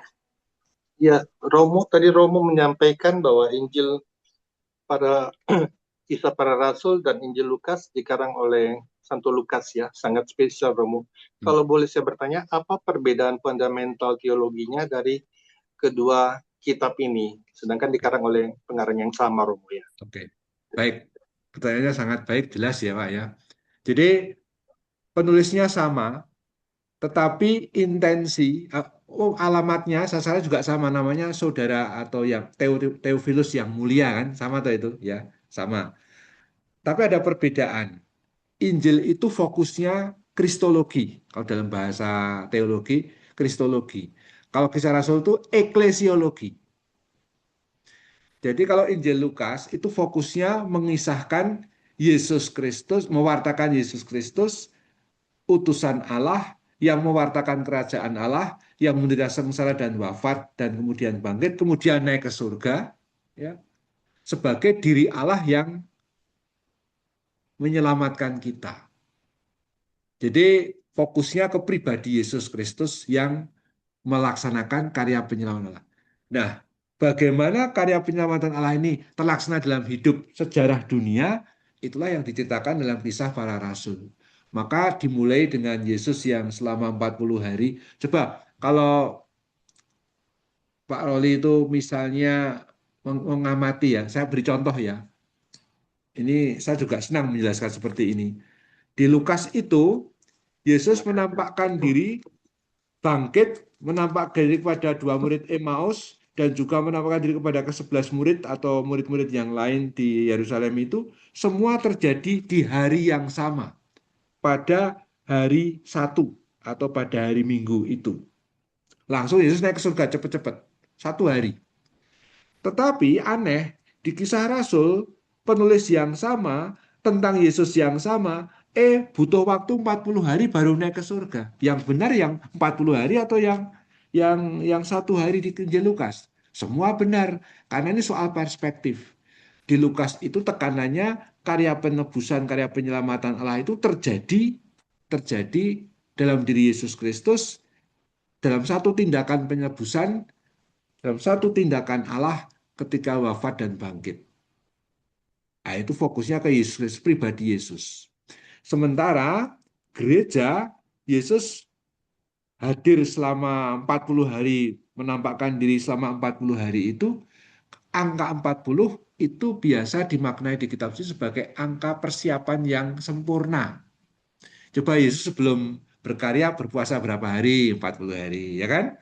Kemudian bangsa Israel harus menempuh perjalanan padang gurun juga 40 tahun. Angka 40 itu memang angka menunjuk pada persiapan yang sempurna yang baik. Jadi Yesus mempersiapkan para murid sebelum diutus. Ada dua persiapannya. Yesus menjumpai sendiri selama 40 hari. Dalam buku saya yang baru yang belum terbit, nanti akan terbit bulan Mei, tentang Ekaristi, saya menjelaskan bahwa Yesus itu ternyata sebenarnya mengadakan Ekaristi setiap hari dengan para murid. Tapi pakai bahasa mengadakan makan garam. Kata makan garam itu ternyata zaman kuno atau zaman Yahudi menunjuk perjanjian garam. Itu perjanjian persahabatan yang sifatnya abadi atau langgeng lah ya. Pokoknya bertahan lama, awet. Karena garam itu kan membuat segala sesuatu awet toh. Misalnya ikan asin, ikan dikasih garam menjadi ikan asin, jadi awet toh. Jadi dengan kata makan garam itu sebenarnya juga menunjuk pada persekutuan Yesus dengan para murid itu menjadi ikatan yang awet. Itu yang pertama. Yang kedua, dipenuhi dengan Roh Kudus saat Pentakosta. Jadi dua dasar itu yang membuat para rasul menjadi kuat, hubungannya yang tak terpisahkan dengan Yesus Kristus yang awet tadi, dan yang kedua berkat pencurahan Roh Kudus. Maka ceritanya Kisah Rasul itu kisah yang sejak awal dikatakan Yesus di bab 1 ayat 8, dan kamu adalah saksiku mulai dari Yerusalem, Yudea, Galilea, Samaria, sampai ke ujung bumi. Ujung buminya Yesus itu, yang dikatakan Yesus itu kapan terjadi?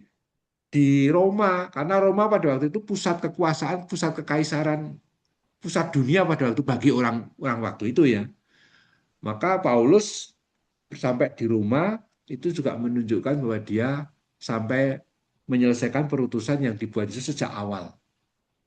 Jadi perjalanan hidup gereja. Tapi yang menarik, Paulus tidak diceritakan kematiannya, dipenggal dan sebagainya. Yang terjadi, Paulus dengan terbuka bisa mewartakan Injil.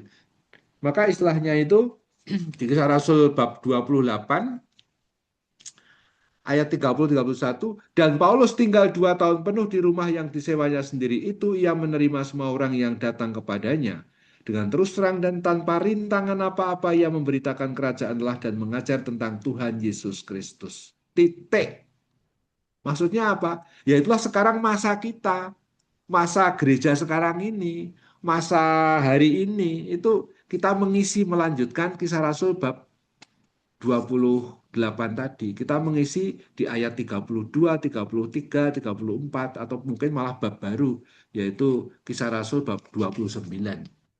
Itu dalam arti, ya, Pak Kadra Suarez suka ngomong seperti itu, tapi intinya memang itu tentang eklesiologi, tentang hidup gereja yang menghidupi dan menerima penyelamatan yang sudah selesai dalam diri Yesus Kristus yang diceritakan di Injil. Jelas ya Pak ya? Saya kira sangat rinci saya. Terima kasih, Romo. Ya, Sama-sama ya. baik Pak Reli, sudah jelas ya. Romo, waktunya tinggal 3 menit, kita akhiri saja ya. Mungkin Kak, Suster, Bapak, Ibu, bila masih ada pertanyaan, bisa nanti diajukan untuk minggu depan. Kita masih bertemu lagi di tanggal 4 Maret jam 19 dengan part sesi yang kedua, yaitu mengenai Kristologi. Ya, baik, untuk mengakhiri pertemuan kita pada malam hari ini, Ibu Siska dari Kosambi dipersilakan untuk menutup dengan doa pada malam hari ini.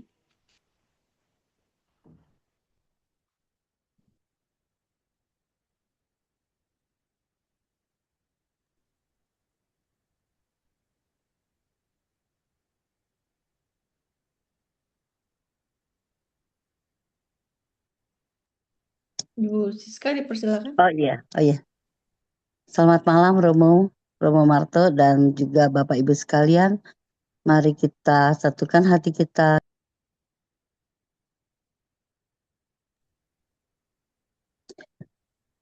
Selamat malam Romo Marto dan teman-teman semua. Mari kita satukan hati untuk berdoa pada Tuhan kita Yesus Kristus. Dalam nama Bapa dan Putra dan Roh Kudus. Amin. Bapa yang terkasih, kami bersyukur atas penyertaan-Mu sepanjang hari ini. Terima kasih kepada Romo Marto yang telah memberikan pengajaran kepada kami. Kiranya apa yang telah kami terima menambah pengetahuan, wawasan dan iman kami. Berkati juga Romo Marto, kiranya Engkau memberikan kesehatan yang baik kepada Romo Marto. Dan juga sebentar lagi kami akan beristirahat. Semoga esok kami dapat bangun dengan badan yang sehat dan dapat beraktivitas dengan baik. Terima kasih ya Tuhan. Doa ini kami haturkan demi Kristus Tuhan dan perantara kami. Amin. Dalam nama Bapa dan Putra dan Roh Kudus. Amin. Mungkin Romo Marto Terima boleh kasih. membantu memberikan berkat untuk kita semua. Oh ya, baik.